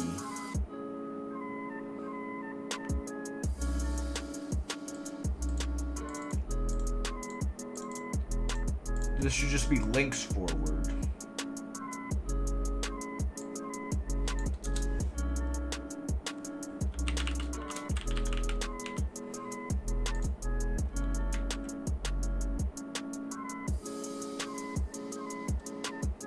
What did I call it? Oh, it's just model.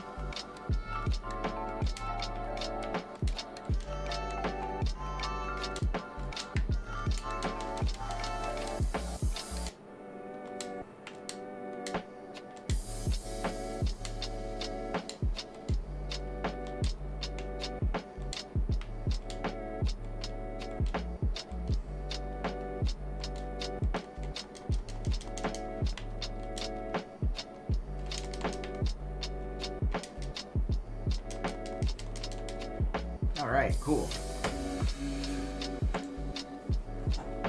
So now, I need to give...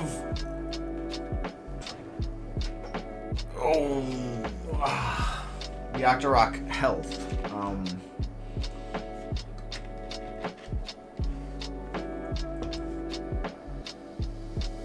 What is the animation for when you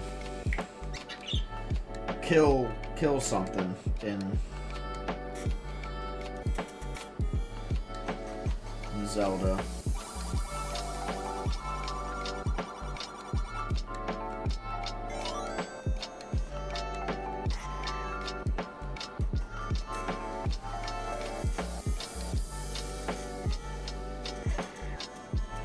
Oh, they like instantly poof into like a effect. I'm sure I can find that effect if I go to. Oh no! If I go to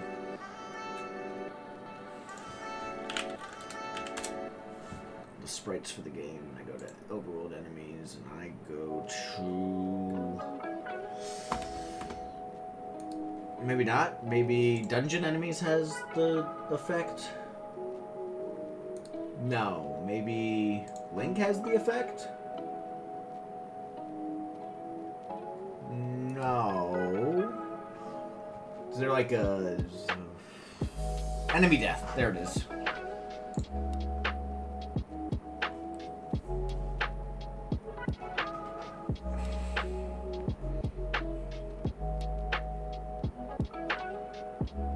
Okay.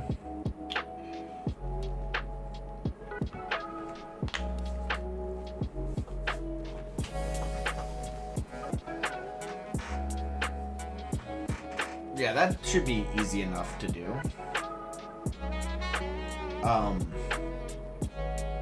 But I need to use the bathroom.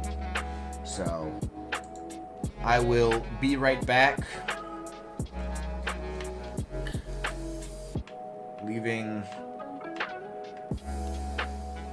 you guys with this. Alright, I'll be right back.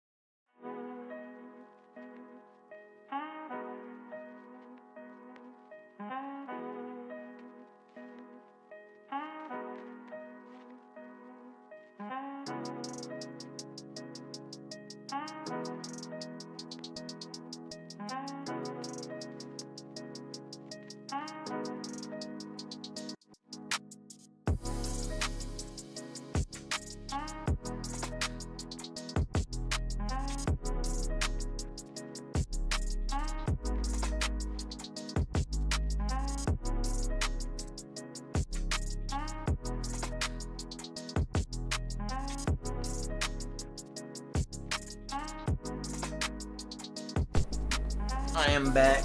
Alright. Where's the boy at? There he is.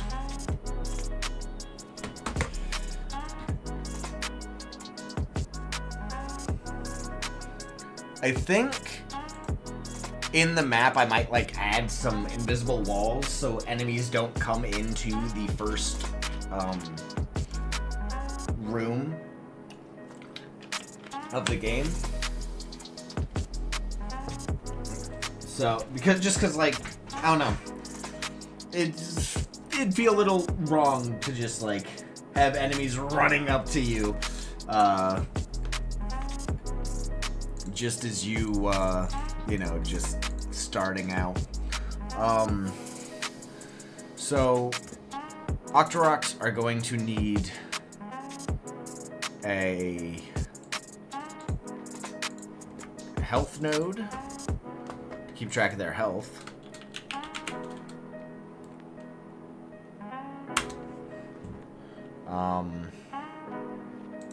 Their script, health, scenes, components, open, create, var,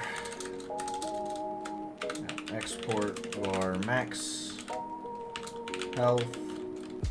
By default will, this will be an int 10, and var health will equal max health.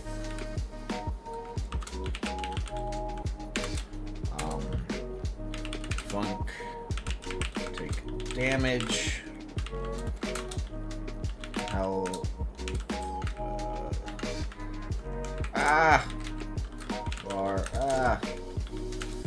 damage, which is an int, will be health minus equal damage, funk, negative damage. Funk is dead. Return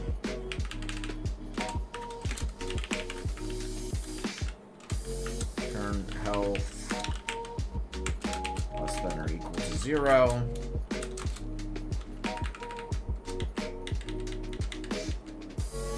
Minus equal damage. And I can just say actually health will equal clamp I of health minus damage to 0 and max health.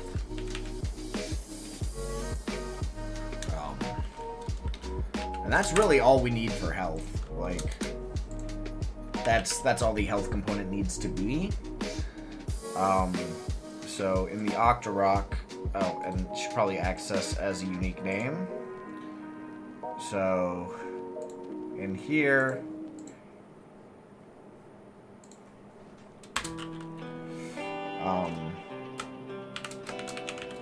health dot take damage, hitbox dot damage, if health dot is dead, we'll just queue free. Alright, and so if I stab the Octorok like a few times, he should die. Well, he should just disappear.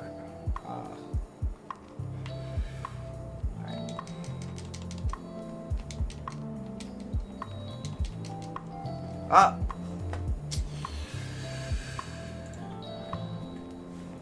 I see.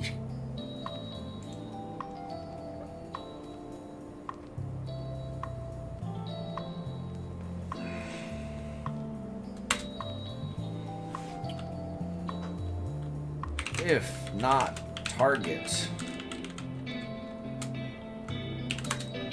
then state will equal states dot free. Else, we do the normal stuff.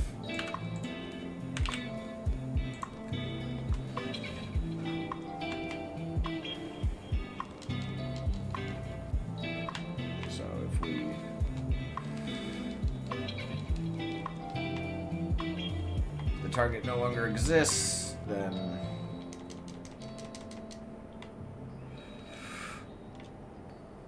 all right, cool.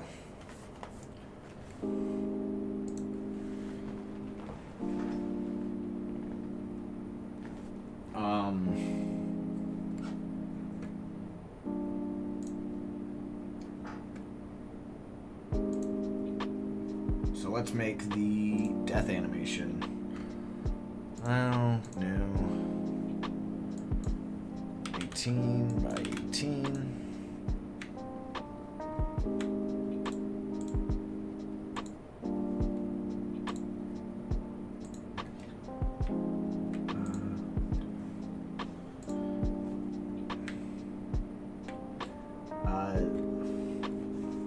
Wait, hold up. 1, 2, 3, 4, 5, 6, 7, 8, 9, 10, 11, 12, 13, 14, 15. Alright, file, or no, image, canvas size. This is actually going to be 17 wide. Resize, layer to image size. Okay, so grab that middle point, and then all the way up to there.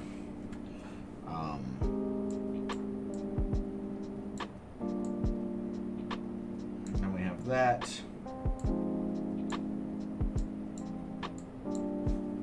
Oops. Let's go ahead and get those in so that I can just see it.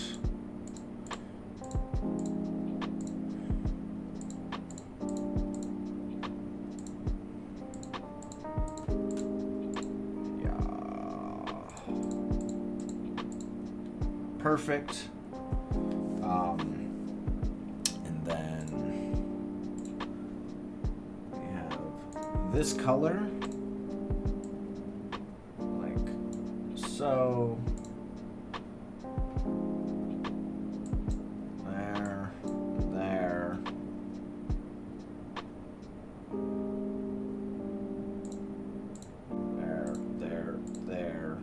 There. Yeah. Okay, so there's that one, and then image, canvas size, let's go ahead and multiply that by 4, resize, alright, and then image, figure grid, 17, 18, okay, view the grid. Alright, and then it's going to be the exact same thing.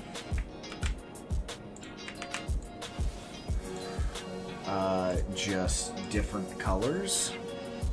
So that is going to be that color. Not quite that color. It's going to be that color. And that is going to be white. Alright. And then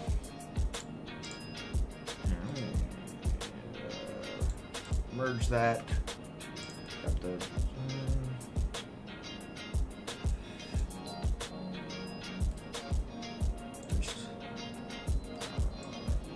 there. 1, 2, 3. 1, 2, 3. 1, 2, 3.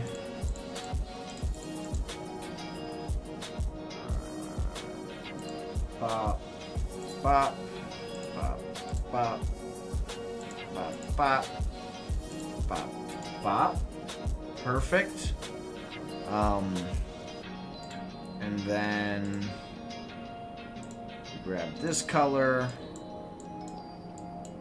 for there.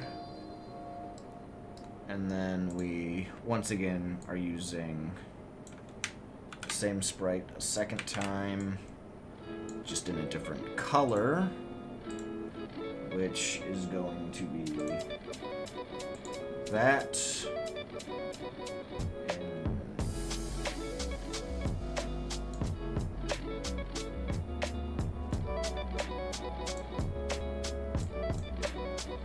Can we please? Thank you. Got those colors there. And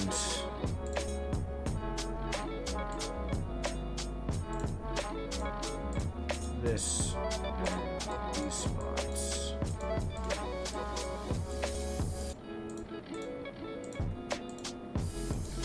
Alright, and that is the death animation. Pretty easy. Image.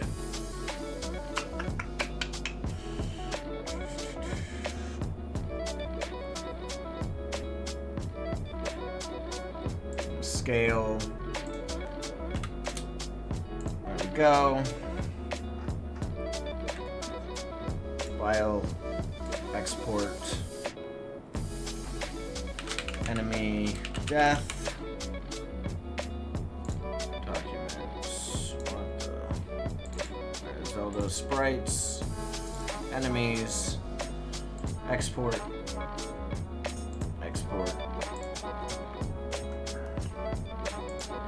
I'm gonna create a new scene. It's just going to be a sprite 3D. Call this the death effect. We're going to throw on the enemy death sprite animation, 4 frames.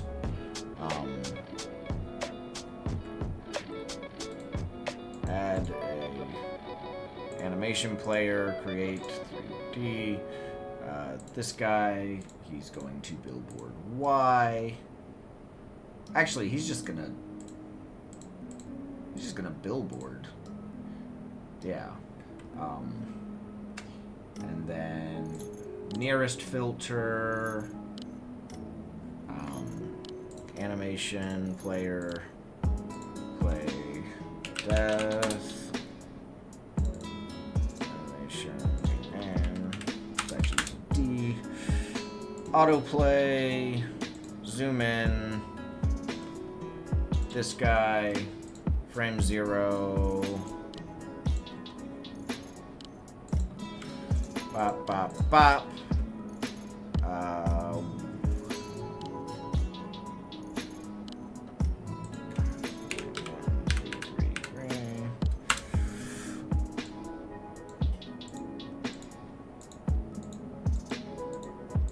Perfect.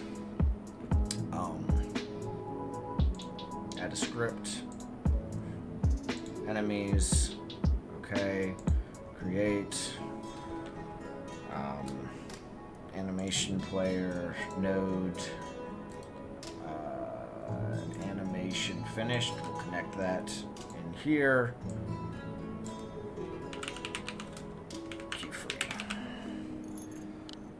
Save. Okay.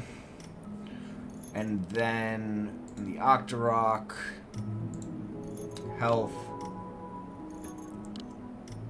Well, the Octorok, we're going to. Well, I can just do this in the enemy class.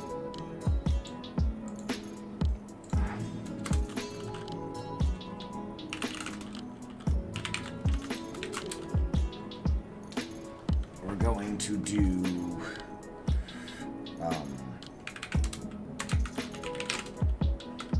enemy death scene is a packed scene.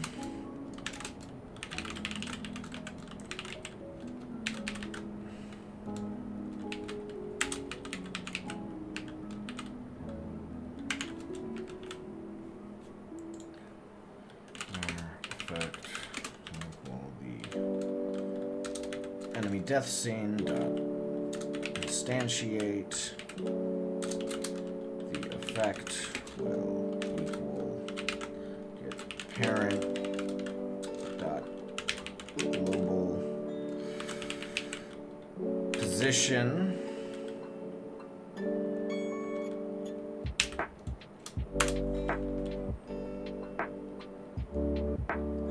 Oh, and the death effect, we need to make sure that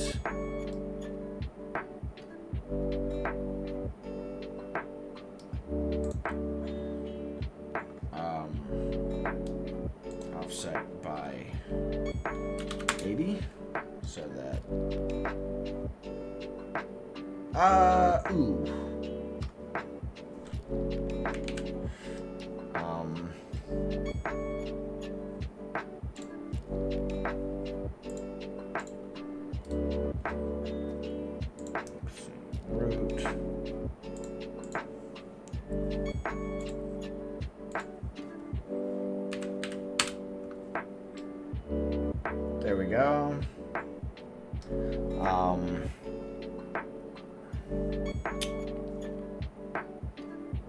Included that.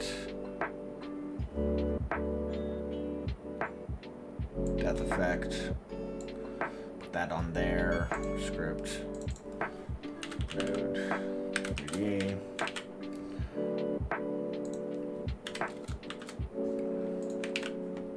This guy, node, signals, disconnect, animation finish, connect.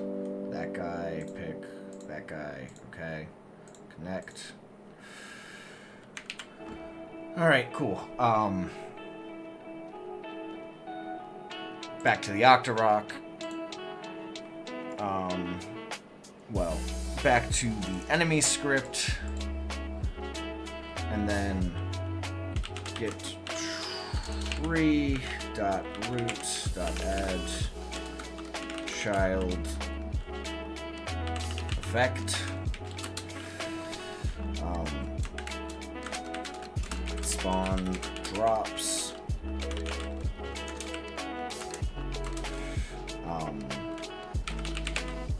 Q free.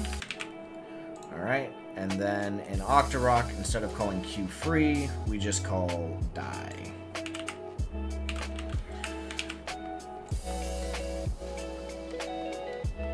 Okay, so now, when I kill him, he should... Ooh, kill him. He should spawn the death effect, and yeah.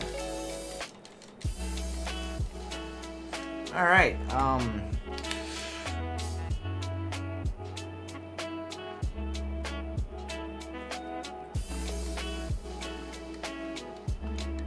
Invalid type add child. Alright, 1 vector 3. Effect is a vector 3? Oh, effect dot position.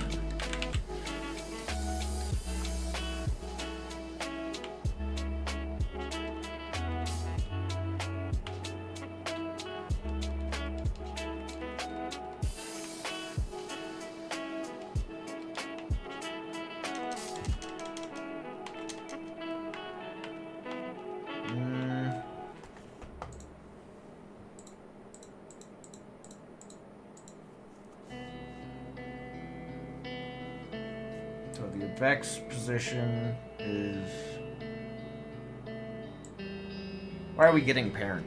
Just global position.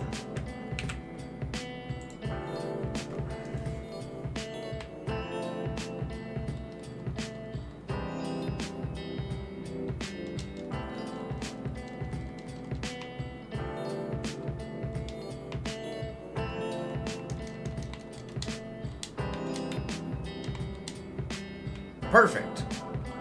He did the effect. Cool.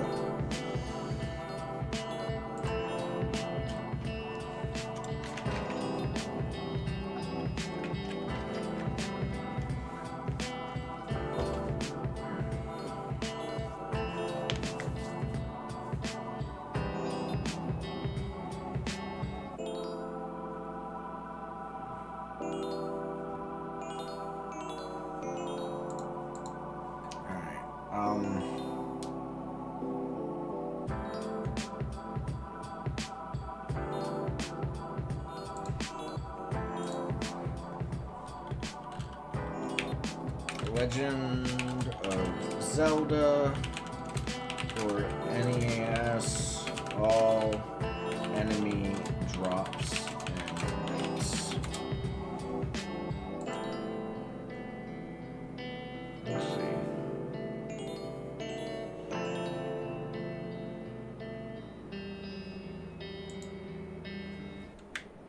Okay, so got it.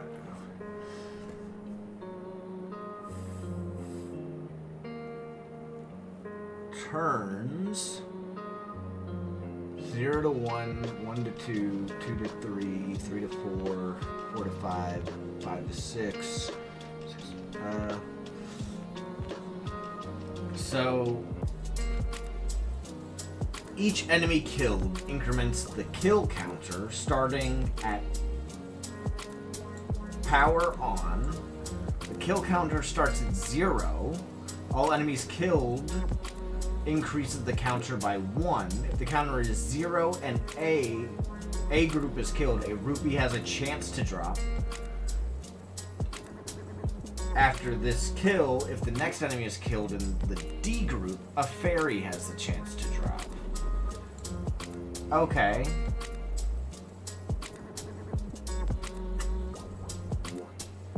So the watch only spawns if group B is killed on 2. Okay. Example, game is powered on, red dark nut killed, drops bomb or no item because of B group, counter is 1. 2 keys are killed, no drops because of X group, counter is at 3. Stalfos is killed, drops 5 rupee or no item because of C group, counter is at 4. So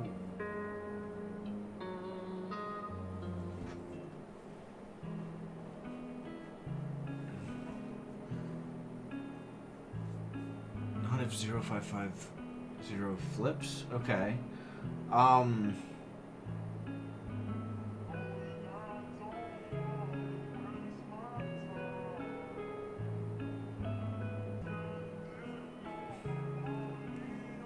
Wait, all the bosses except for Dig Dodger and Ganon have drop chances? What? Huh.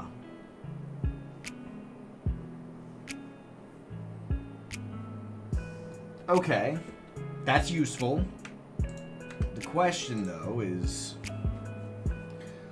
enemy drops aren't purely random. They follow a hidden sequence based on the enemy groups and a kill counter that advances with each defeat, influencing whether you get rupees, hearts, bombs, fairies, or a clock with specific conditions for guaranteed 5 rupees or bomb drops on the 10th kill if not hit.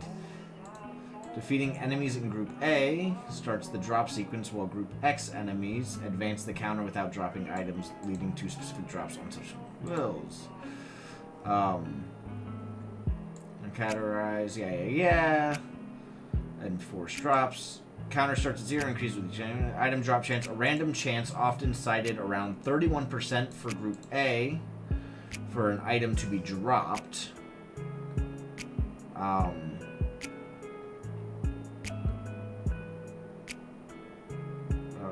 Forced 5 rupee / bomb if you kill 10 item dropping enemies consecutively without taking damage. The 10th will drop a bomb if killed with a bomb, a 5 rupee if killed with anything else. Okay.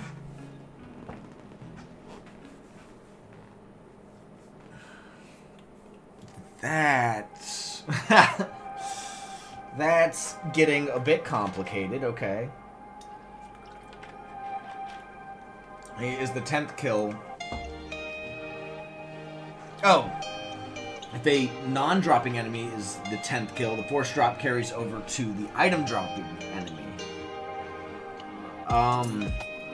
And she manipulates internal... Okay.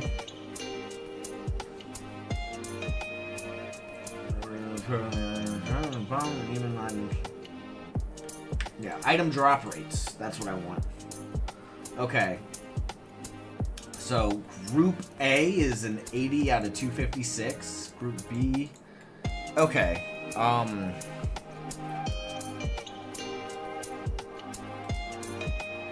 going to create in scripts, I'm going to create a new script. Call this Enemy Drops. Alright, we're going to create that. Now, an enemy drops.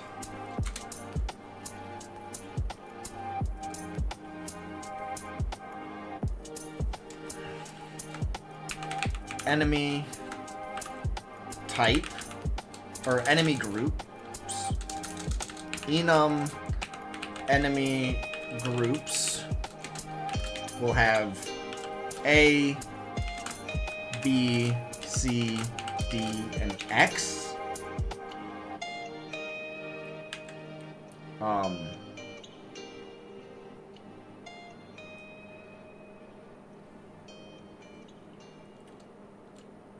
Then we will have the const drop chart.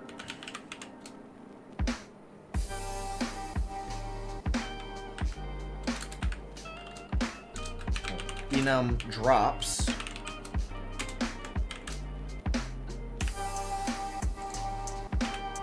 So we have the,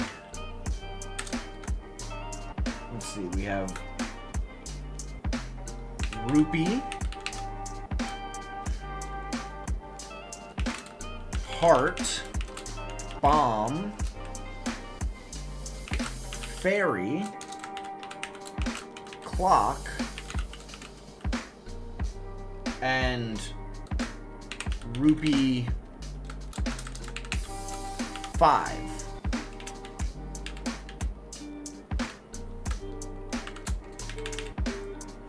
Okay. And then the drop chart is going to equal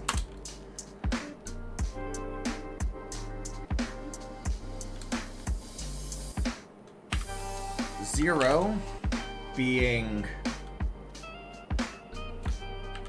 so at 0 enemy groups dot A will be a rupee, be drops dot rupee. Enemy groups dot B will be drops dot bomb. Enemy groups dot C will be a rupee.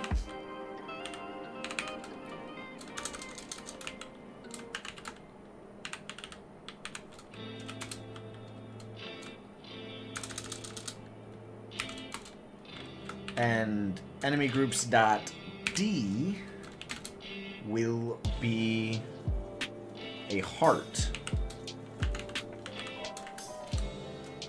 Okay.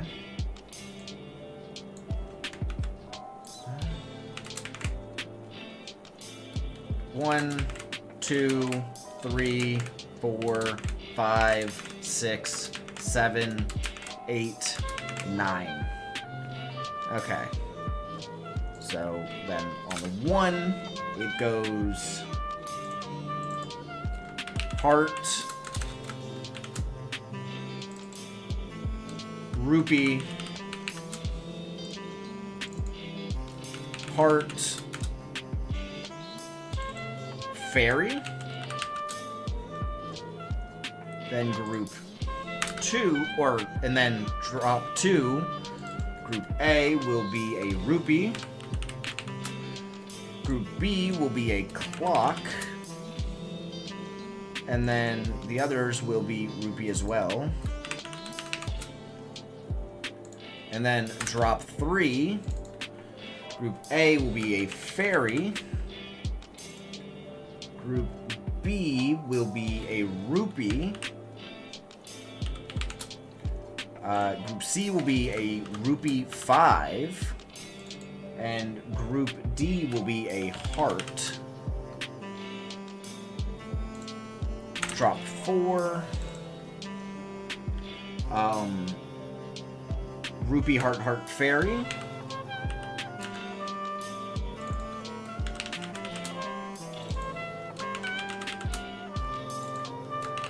Fairy.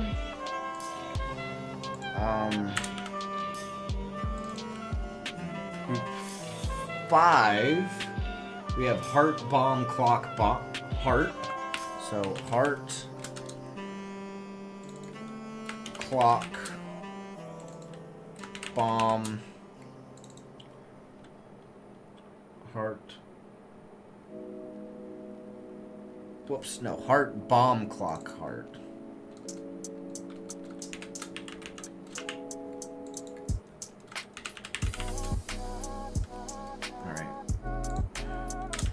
Drop 6 is going to be heart, rupee, rupee, heart.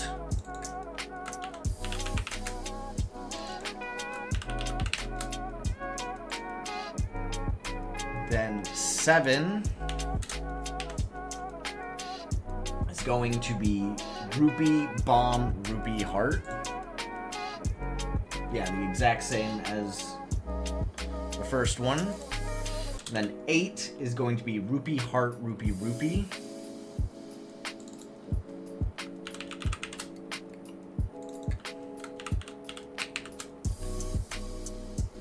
And then on 9, it's heart, heart, rupee, 5, heart.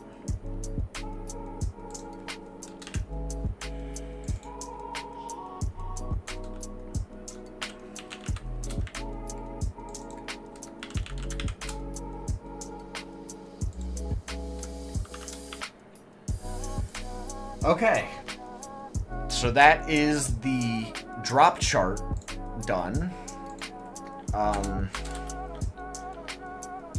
Now we need the var counter will equal 0 from power on.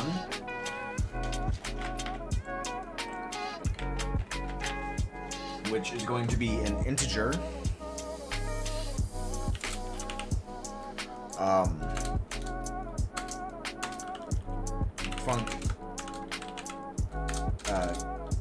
Get drop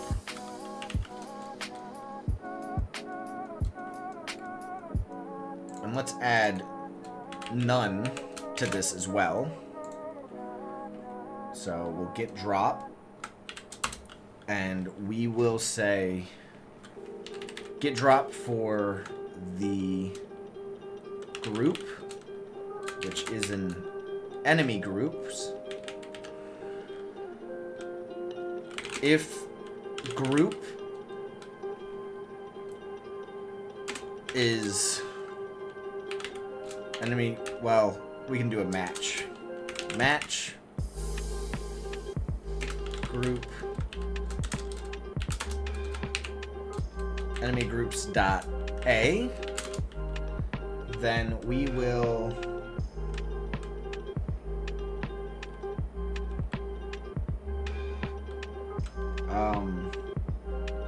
if rand I range from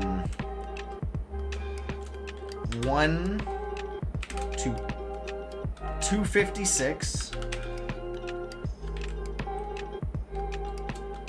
is less than or equal to 80, then return drop chart counter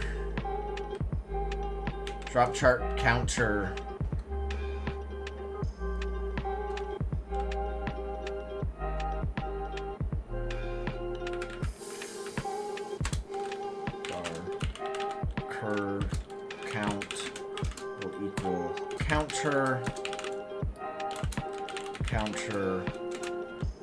plus plus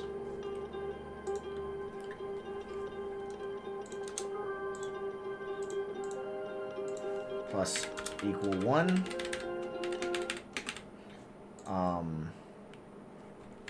And this is cur count dot A or dot cur count enemy groups dot A. Right? So count enemy group. Okay.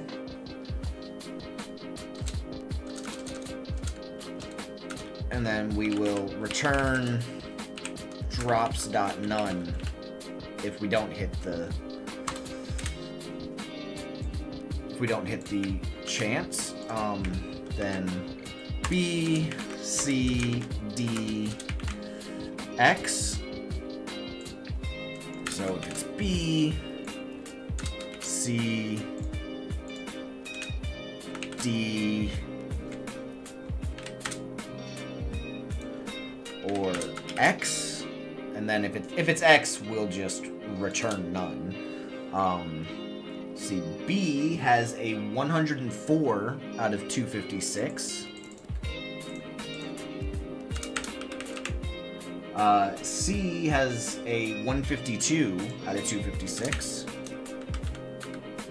And D has a 104 as well out of 256. And then we're gonna drop their respective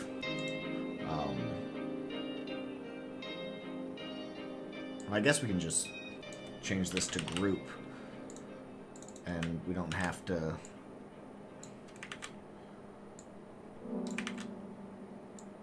specify exactly which thing. Okay.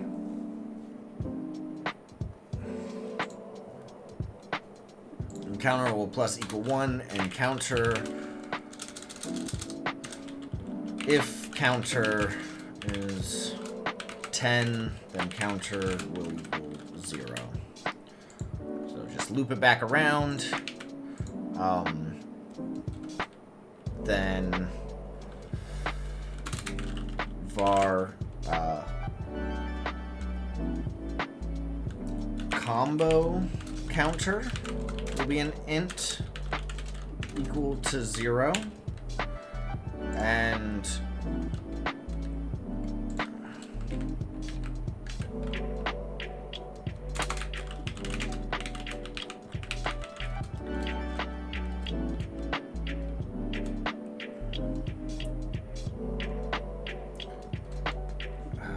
increment, and that's just gonna do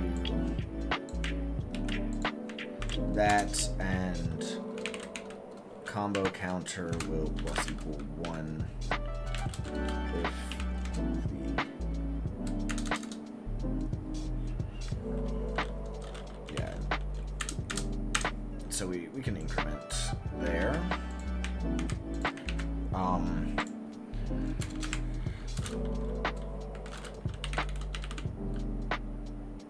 Increment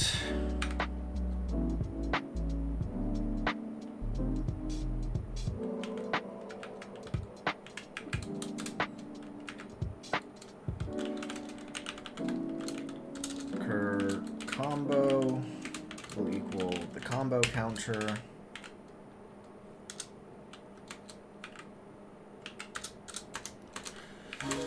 if combo counter is 10, or no, the current combo is 10, then we might as well just, no. If the current combo is 10, so this is the 10th,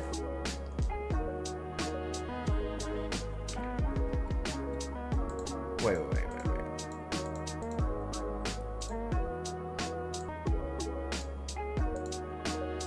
So it's at 0,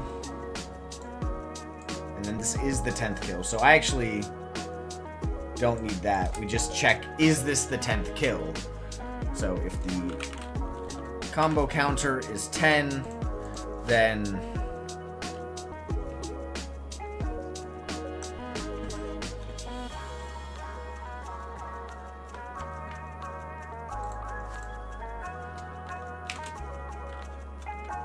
bomb kill will be a boolean equal to false. So if bomb kill, return drop stop bomb.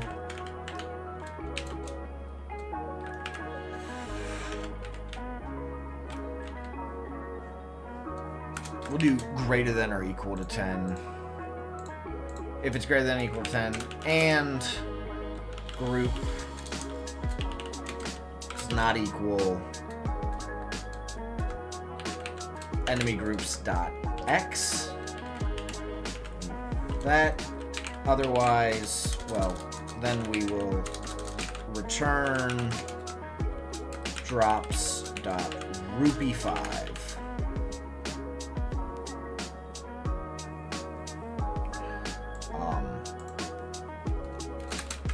Then func reset combo. Combo counter will equal 0.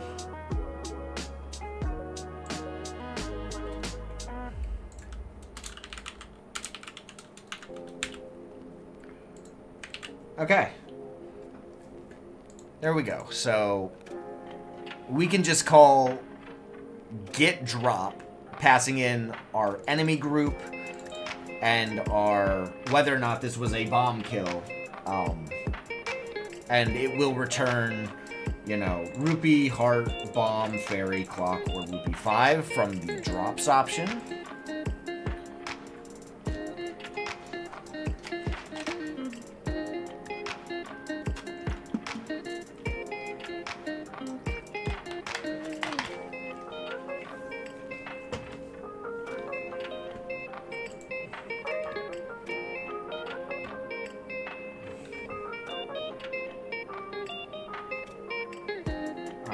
Then, let's see.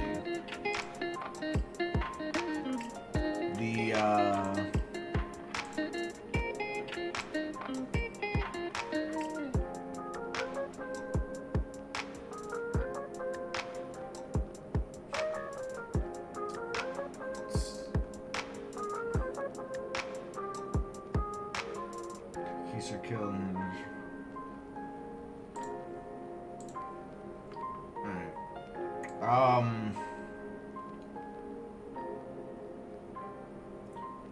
There's the background.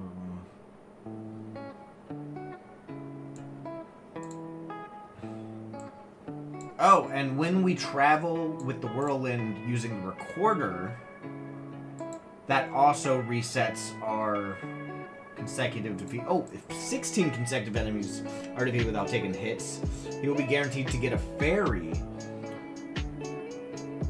One of that drops a reward. This consecutive counter stops at 16, so if Link does additional 6 without taking damage, he will not get another fairy. Once Link takes damage, the counter goes back to 0, and he can get a blue rupee at 10 consecutive kills and a fairy at 16. Oh, so this doesn't even happen.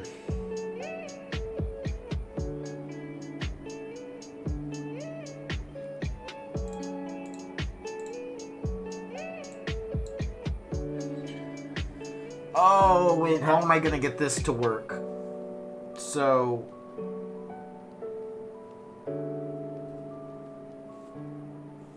does the counter stop at 10? Will not count towards consecutive kill counter. And Link gets hit by an... okay. Even if Link gets hit by the bubble, it would reset it. Okay. So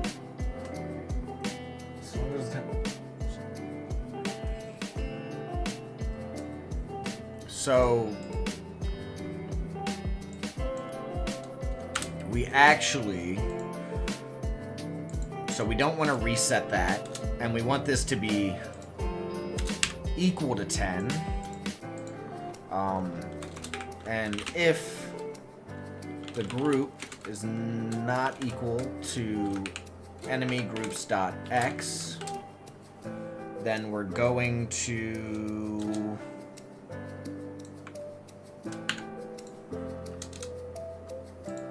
do that. If the combo counter is 16, we return a drops dot fairy, and combo counter will plus equal 1. There we go. So the combo counter only increases if the group isn't in enemy group X, And when it hits 10, we drop bombs or rupee 5. And when it hits 16, we drop a fairy.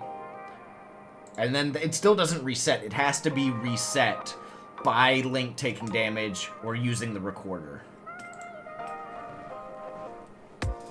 Or not taking damage, being hit or using the recorder. Yeah.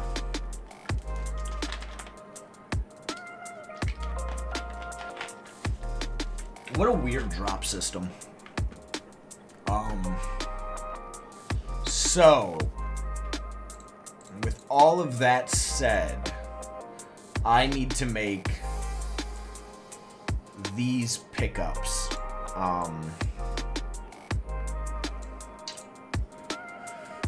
I made a pickup scene already. I don't remember exactly, because, like, it has the...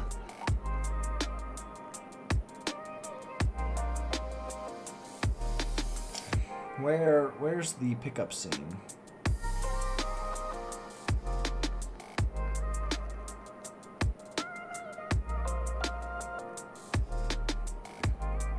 Wait, did I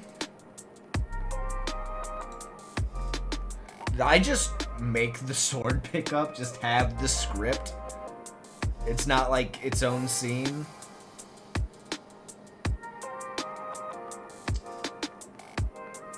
Or no. I specifically made the sword pickup, so I have to make... Okay, let's see. Let's duplicate for the rupee pickup. Okay. Let's open that up. Sprite. I have to make a new sprite for that.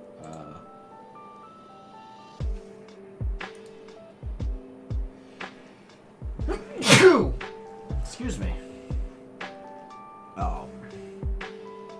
Would it not be in items and weapons? I am just blind. Okay.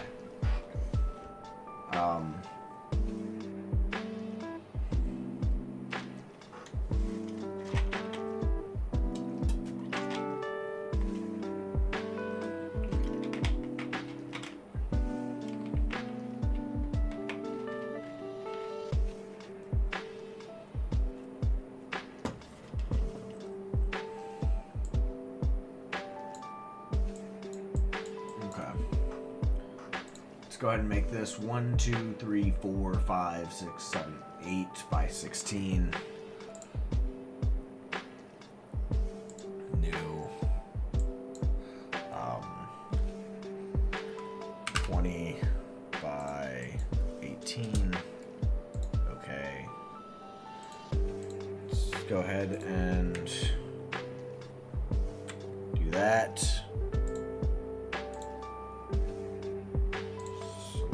That.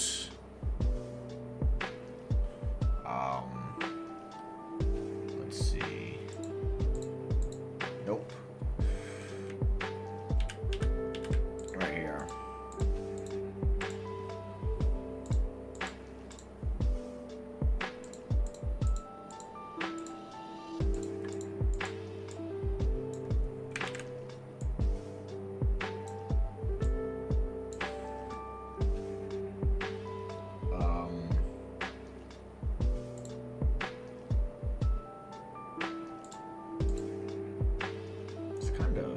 Wild that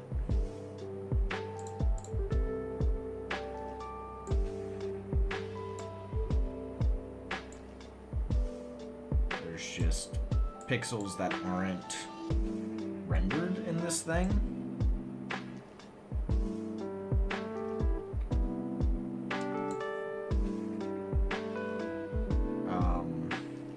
And the other color is white.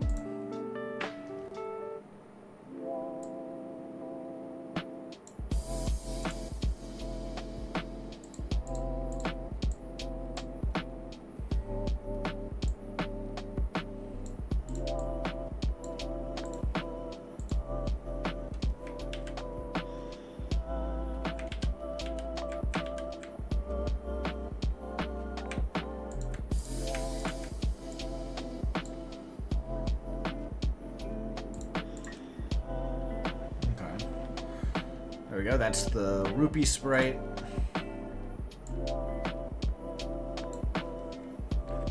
Copy, paste, put that there. Merge them. Actually, don't merge them just yet.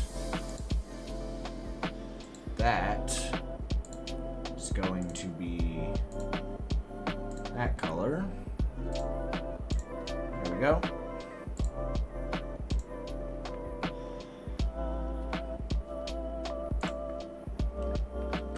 File, export as. Right. Rupee.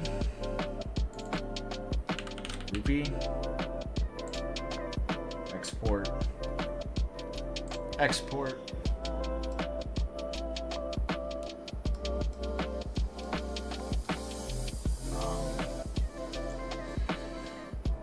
Now 1, 2, 3, 4, 5, 6, 7. 1, 2, 3, 1, 2, 3, 4, 5, 6, 7, 8. 7 by 8. New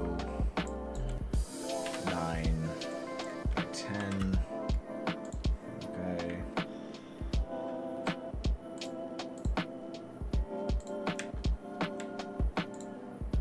Then we'll grab that color. Pop, pop, pop. Pop, pop, pop.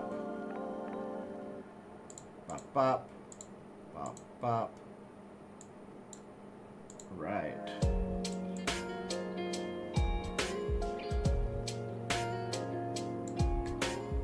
That looks good.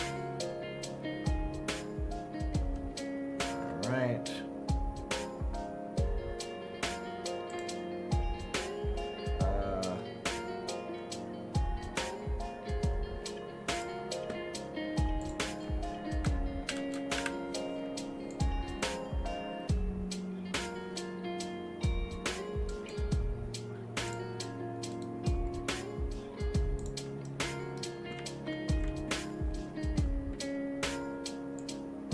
Also make the half heart.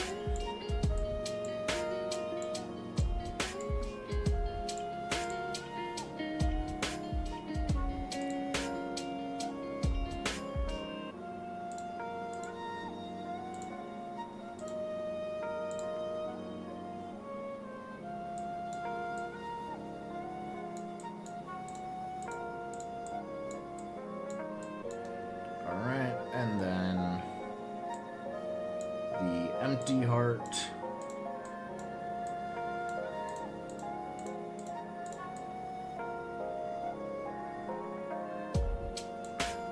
And image canvas size. It's 9.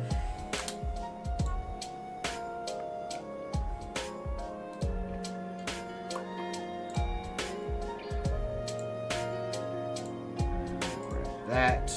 I'm not actually sure what this is used for in game. I don't remember any blue heart sprites, but it's on the sprite sheet, so I might as well just throw it in here.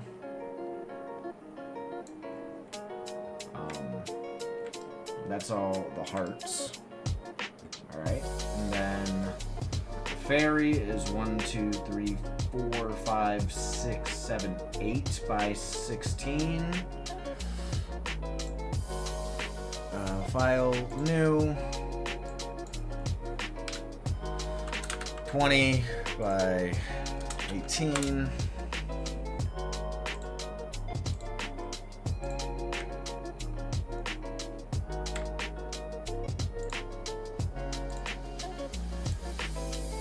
Okay.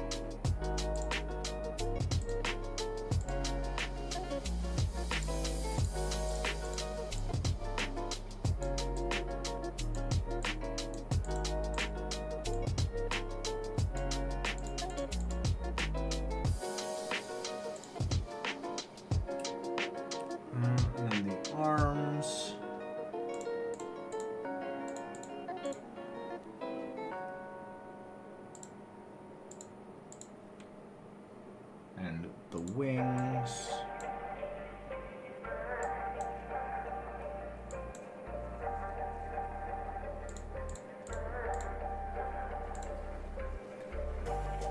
Perfect. And then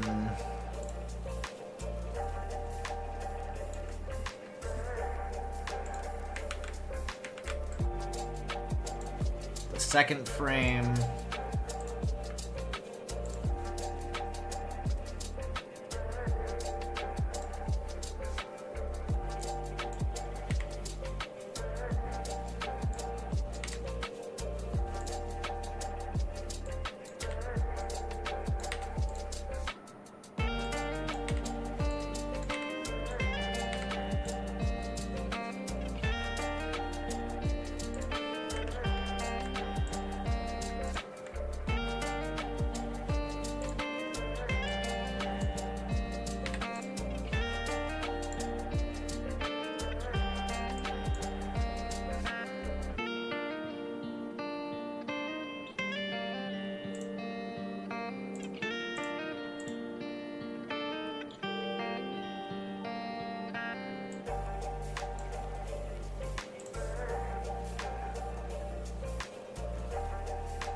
Yeah, just like that.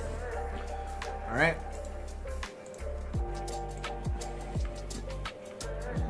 1, 2, 3, 4, 5, 6, 7, 8, 9, 10, 11. 16 by 11.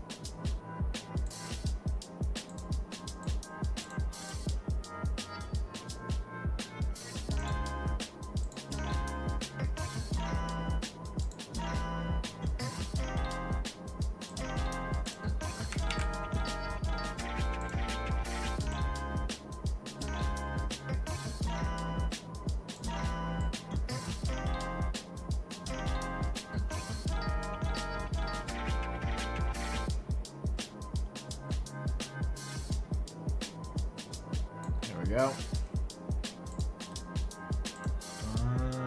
Grab that. Pop. Pop. All right. That is all of those made up. So now image, scale image to 10 times the size. File, export to rupee. Image, scale image, 10 times the size. Export as documents, Zelda sprites, part, export, export.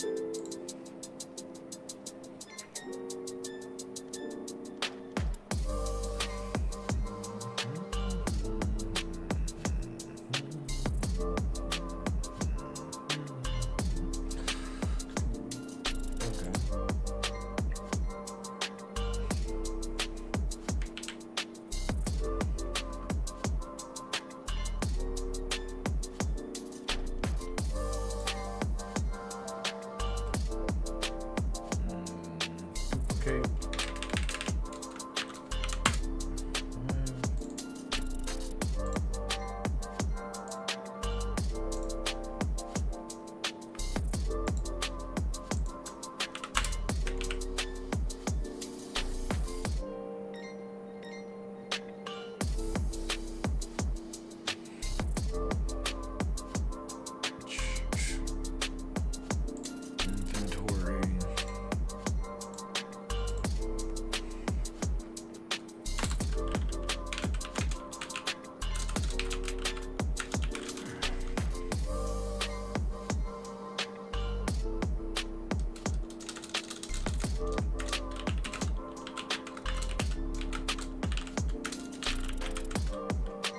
Health.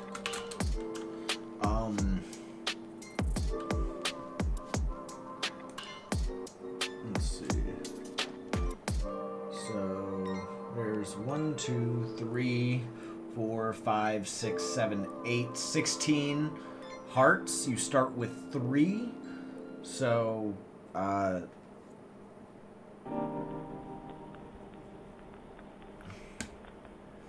so it's gonna return 3 plus counters dot heart containers, 3 plus counters dot heart containers times 2. It's gonna be our max health, and our health equal get max health.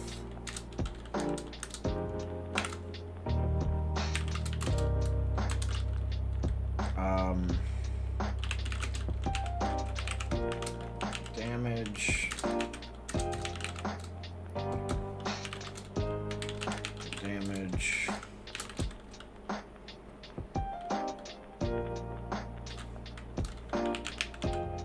Health will minus damage. And health.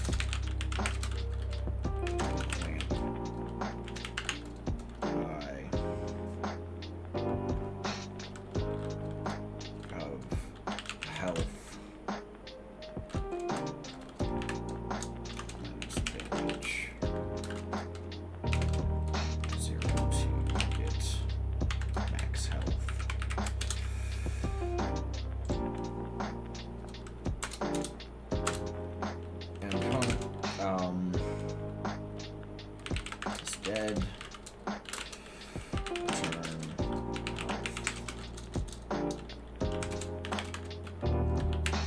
to 0.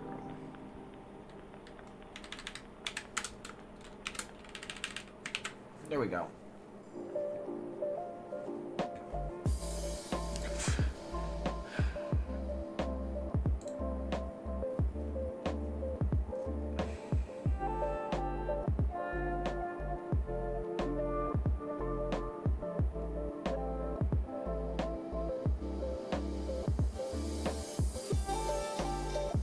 Wait, I think I just remembered where the...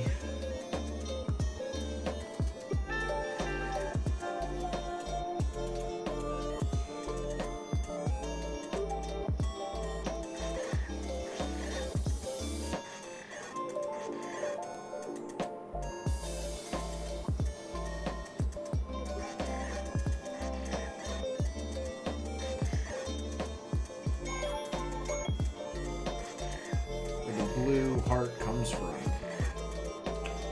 I need to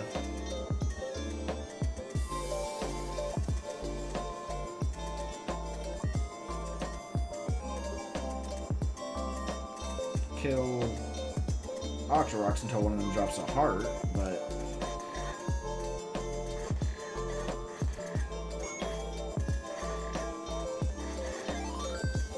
that's a fairy.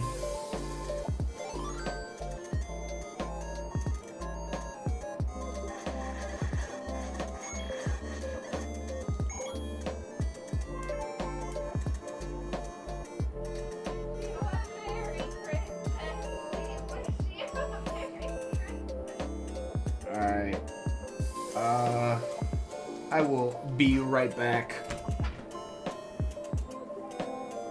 Oh.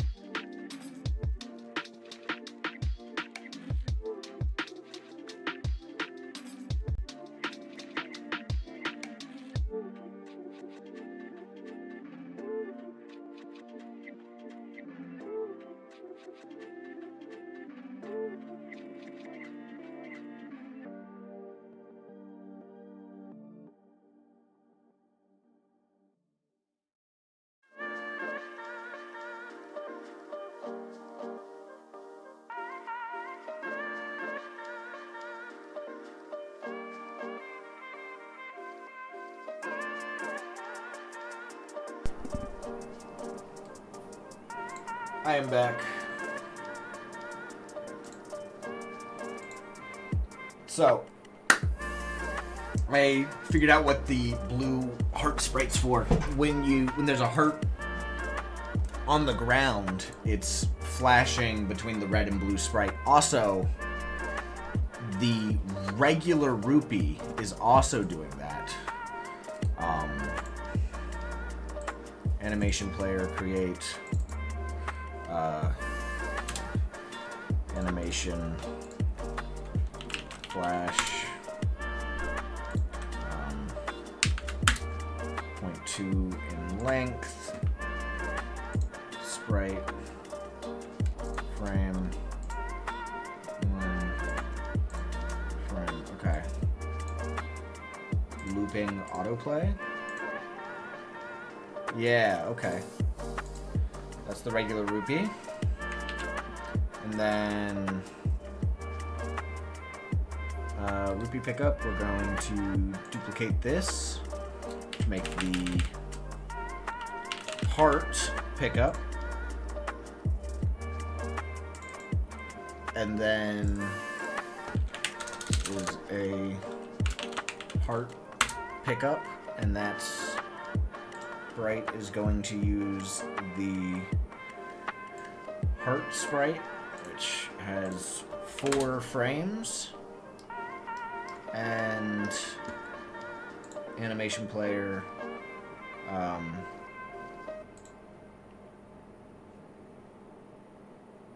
animation flash.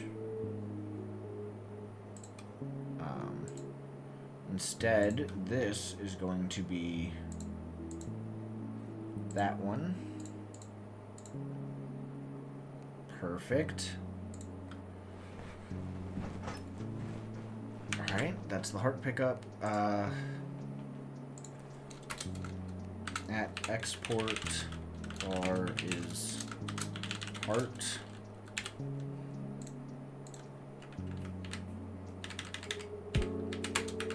Now if is heart, then inventory dot add dot take damage -2. There we go. And this is a rule. So heart pickup is not a counter, it's a heart.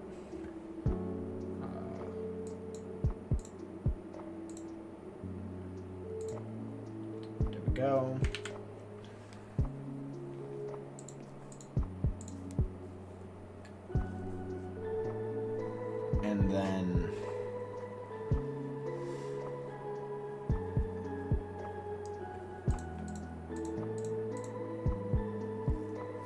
And then we need the fairy pickup, which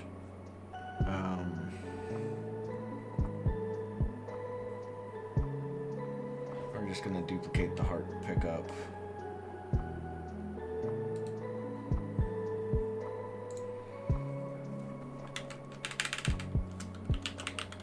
Fairy pickup.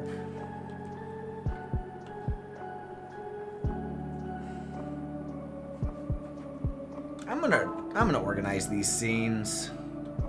Create a new folder. Link. Create a new folder. Environment. Create a new folder. Pickups. Okay. And create a new folder. Enemies. Alright, cool. Arrow is link. Bomb is link. Boomerang is link. Cave 1 is environment. Cave model is environment. The death effect is enemies. The door is environment. The fairy pickup is a pickup. Fire is environment. Food is link. The heart pickup is a pickup. Link is link.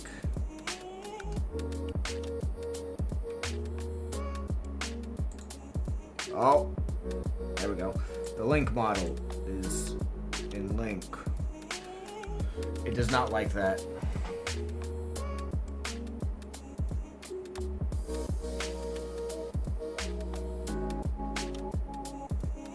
Okay.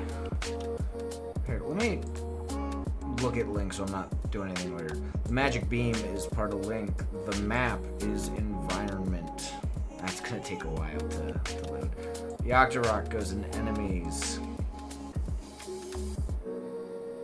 The Octorok rig goes in enemies. The Octorok rock goes in enemies. The overworld goes in environment. The raft goes in link. The raft trigger goes in environment. The rupee pickups go in pickups. Smoke is link. The step ladder is link. The sword pickup is a pickup. Believe it or not. The target arrow goes in link. The test water goes in environment. The torch goes in... The torch goes in environment. Oh, and fire goes in link. Okay. Let me move fire into link. There we go. The tree. Well, actually, let me just grab all those and throw those in environment. That's gonna take a second because it did it pretty much instantly. There we go. Now the question where I'm preloading stuff, yeah. Scene/link.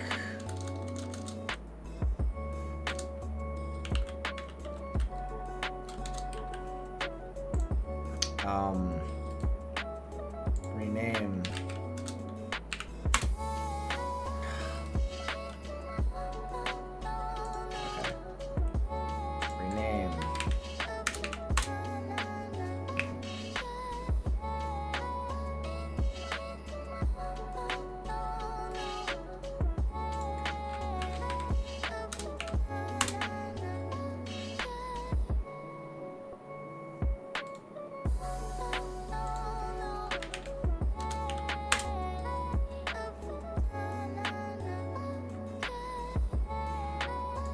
/link /step ladder. Control Shift F. Preload.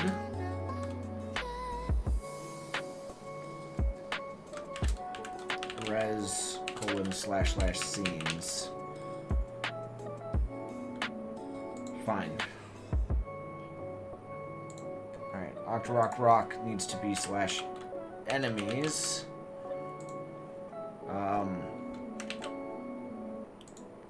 Death Effect needs to be enemies.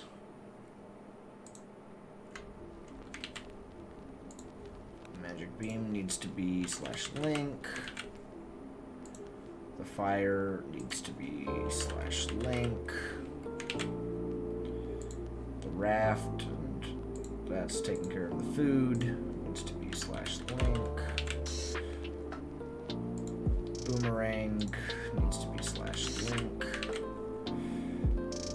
Bomb needs to be /link.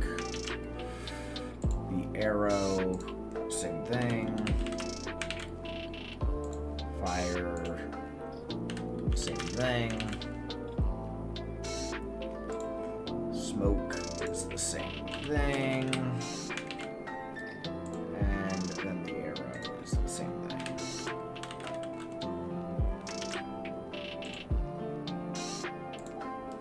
Alright, close.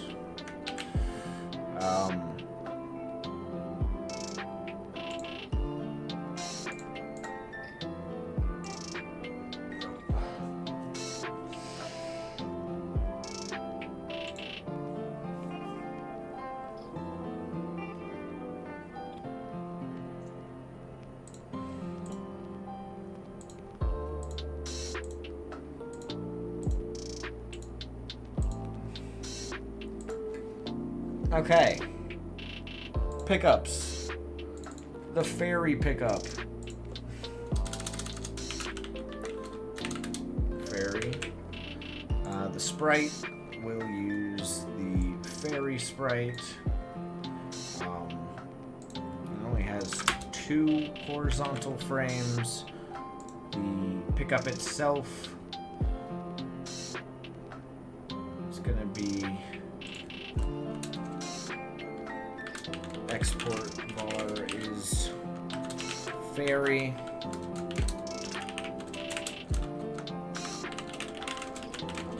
Is clock.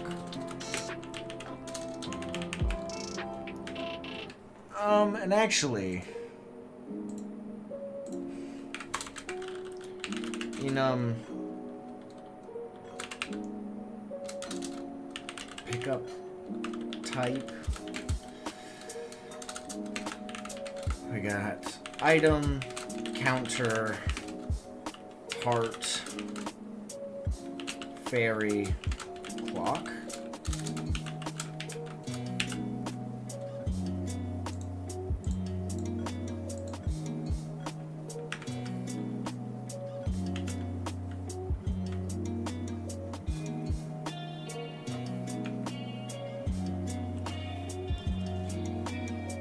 And then we have the export bar type. Pickup type equal pickup type dot item, and then I can get rid of that and that, and then this if, and then we can just do a match type pickup type dot item. Pickup type dot counter, pickup type dot heart,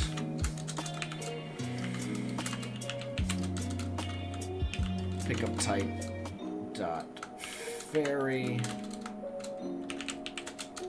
and pickup type dot clock. Okay, and then this will happen in the counter. This will happen in the item. this will happen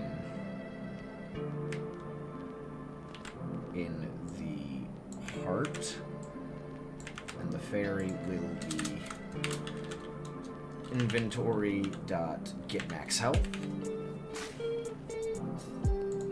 negative amount, and then the clock we're just going to do nothing.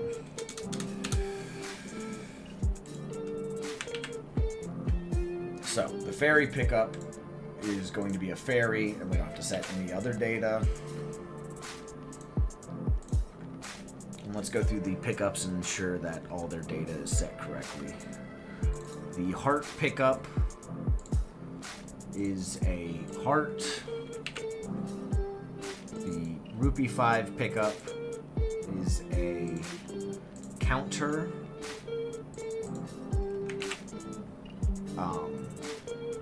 The rupee pickup is a counter, and the sword pickup is an item sword level 1. Yeah, cool. Alright, that's those. Pickup, let's rupee 5 pickup, let's duplicate that for the clock pickup. Okay. The clock pickup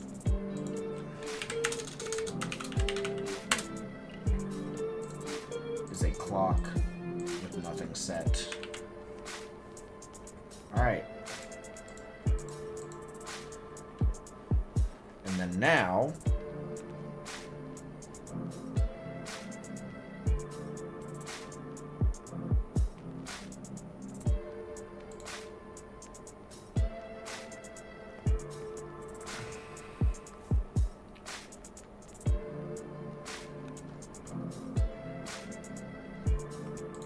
enemy drops.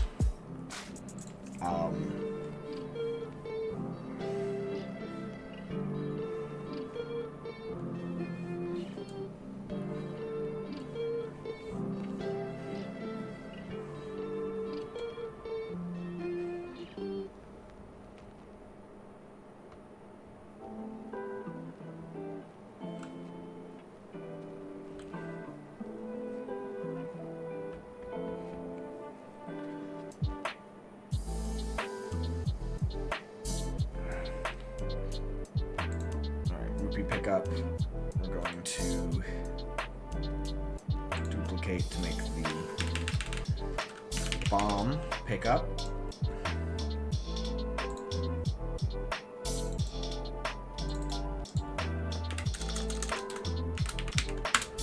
How many bombs do you pick up when...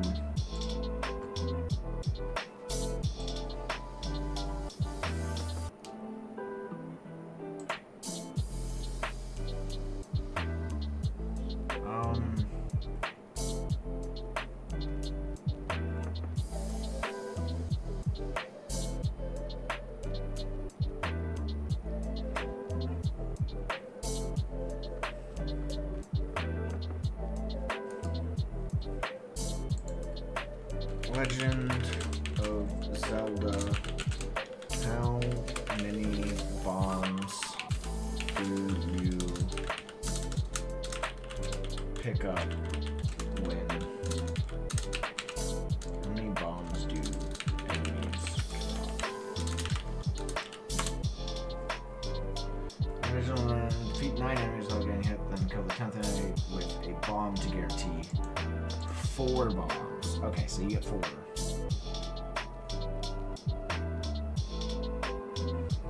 So the bomb pickup will give you 4 bombs, and the sprite, first off, get rid of the animation player, but the sprite will be... Yo. KFC just fucking closed. What? KFC is just all fucking closed. The KFCs are all closed? They're all closed. Every single one. What? How could they do that? It's Christmas Eve. I'm about to crash out. I've been looking forward to this all year. I know. Okay, so We went on Christmas Eve last year, right? well, it was earlier in the day because we didn't wait this long. But yeah, we need to find food now because I'm really hungry. Yeah. Okay. Doesn't hit the same. Unless it's showing up different for you, or maybe we could pause streaming live to get it, but I can't order it off of DoorDash. Okay. We can do that. Let me finish this. Sounds good. and Hi, Maui's chat. I will do that. Hi, chat. How are all 5 of you this evening? I don't think there's anybody in chat right now.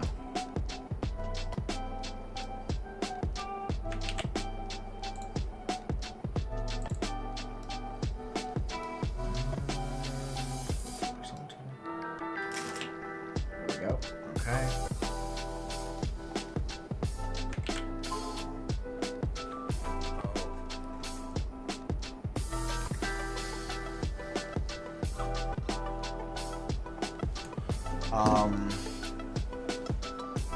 Okay. So then in our enemy drops,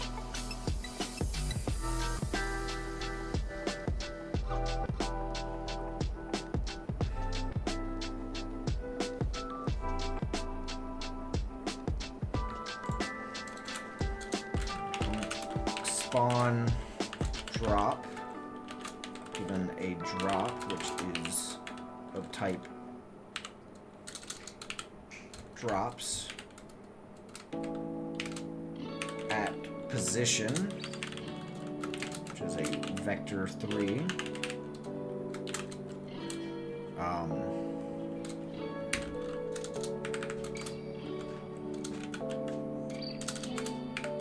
Const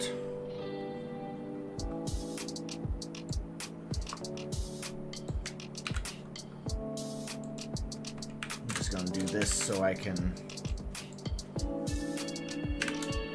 see them. Rupee scene. Say packed scene equal to preload res scenes / pickups rupee pickup. Rupee 5, heart, bomb, fairy, clock. Rupee 5 is the Rupee 5 pickup. The heart is the heart pickup. The, oops, not scene. The bomb scene is bomb pickup. The fairy scene is the fairy pickup. And then finally the clock scene is the clock pickup. Okay. For item or our pickup match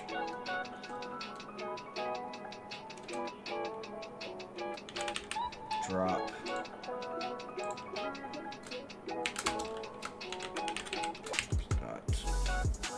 rupee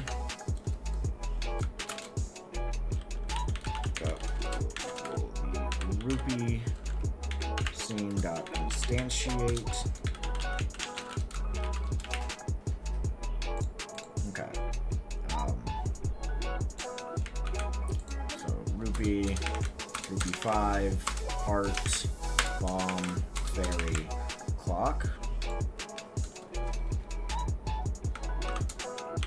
Rupee 5, heart,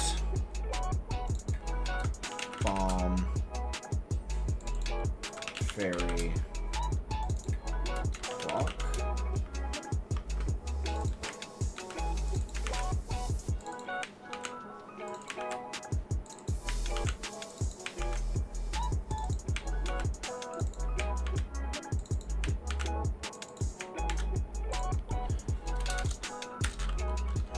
Pick up position will equal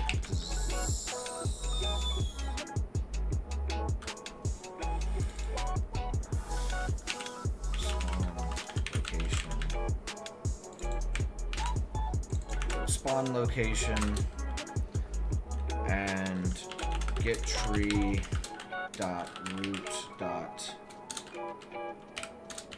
add child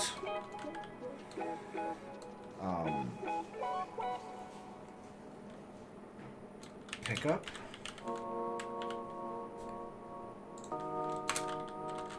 If drop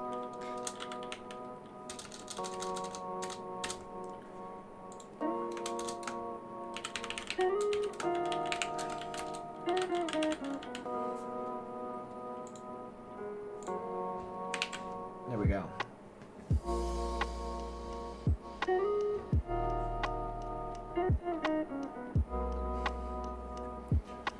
So then if we go to the Octorok, well, real quick, enemy at export var enemy type will be a project settings, globals, scripts, enemies, enemy drops, open, add, close, enemy drops dot enemy groups, call this the drop group, and then when we spawn drops, we will enemy drops dot get drop from our drop group, and if var drop equal that, and if drop, and then I can just, because I return if it's none, I can then just do enemy drops dot spawn drop at position global position. So we get the drop and then we spawn it at our global position. So if I then throw like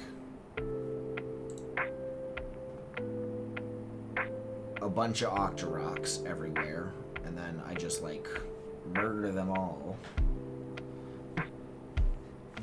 I should eventually see a drop.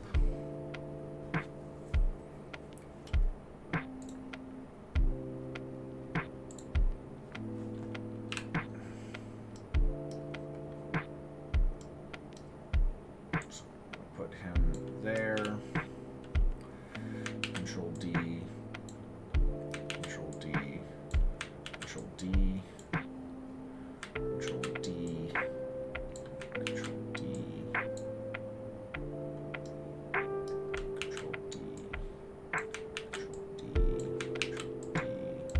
Control D. Control D.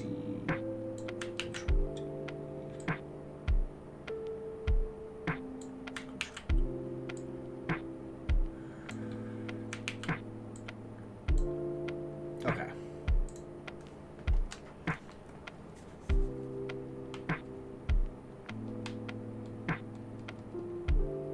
All right, let's see if we can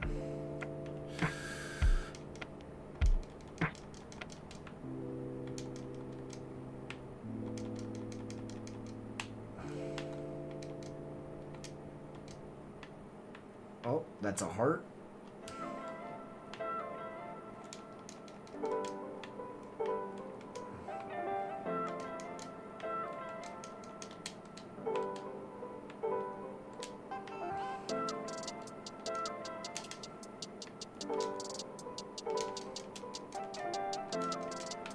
Okay.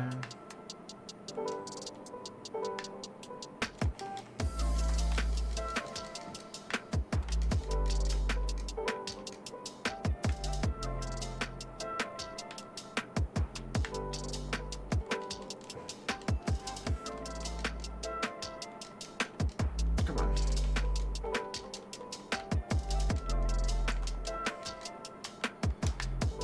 Man, is the chance for drops really just that low? Alright, there's a rupee.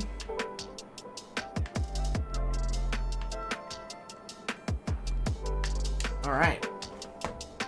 And I should have, like, after 10 kills, I should get... Ooh.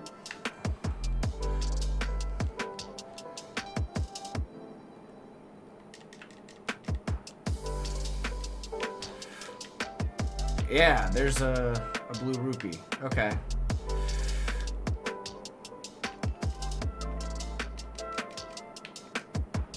Okay, yeah, it looks like the drops are working.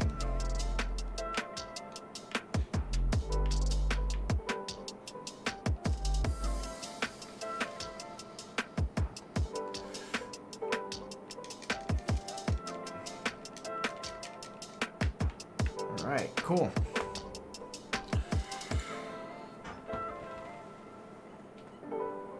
Oh! Cool. Alright.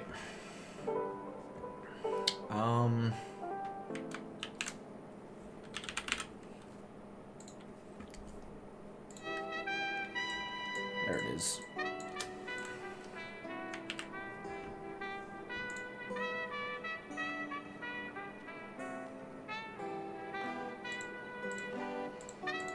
Okay. Close.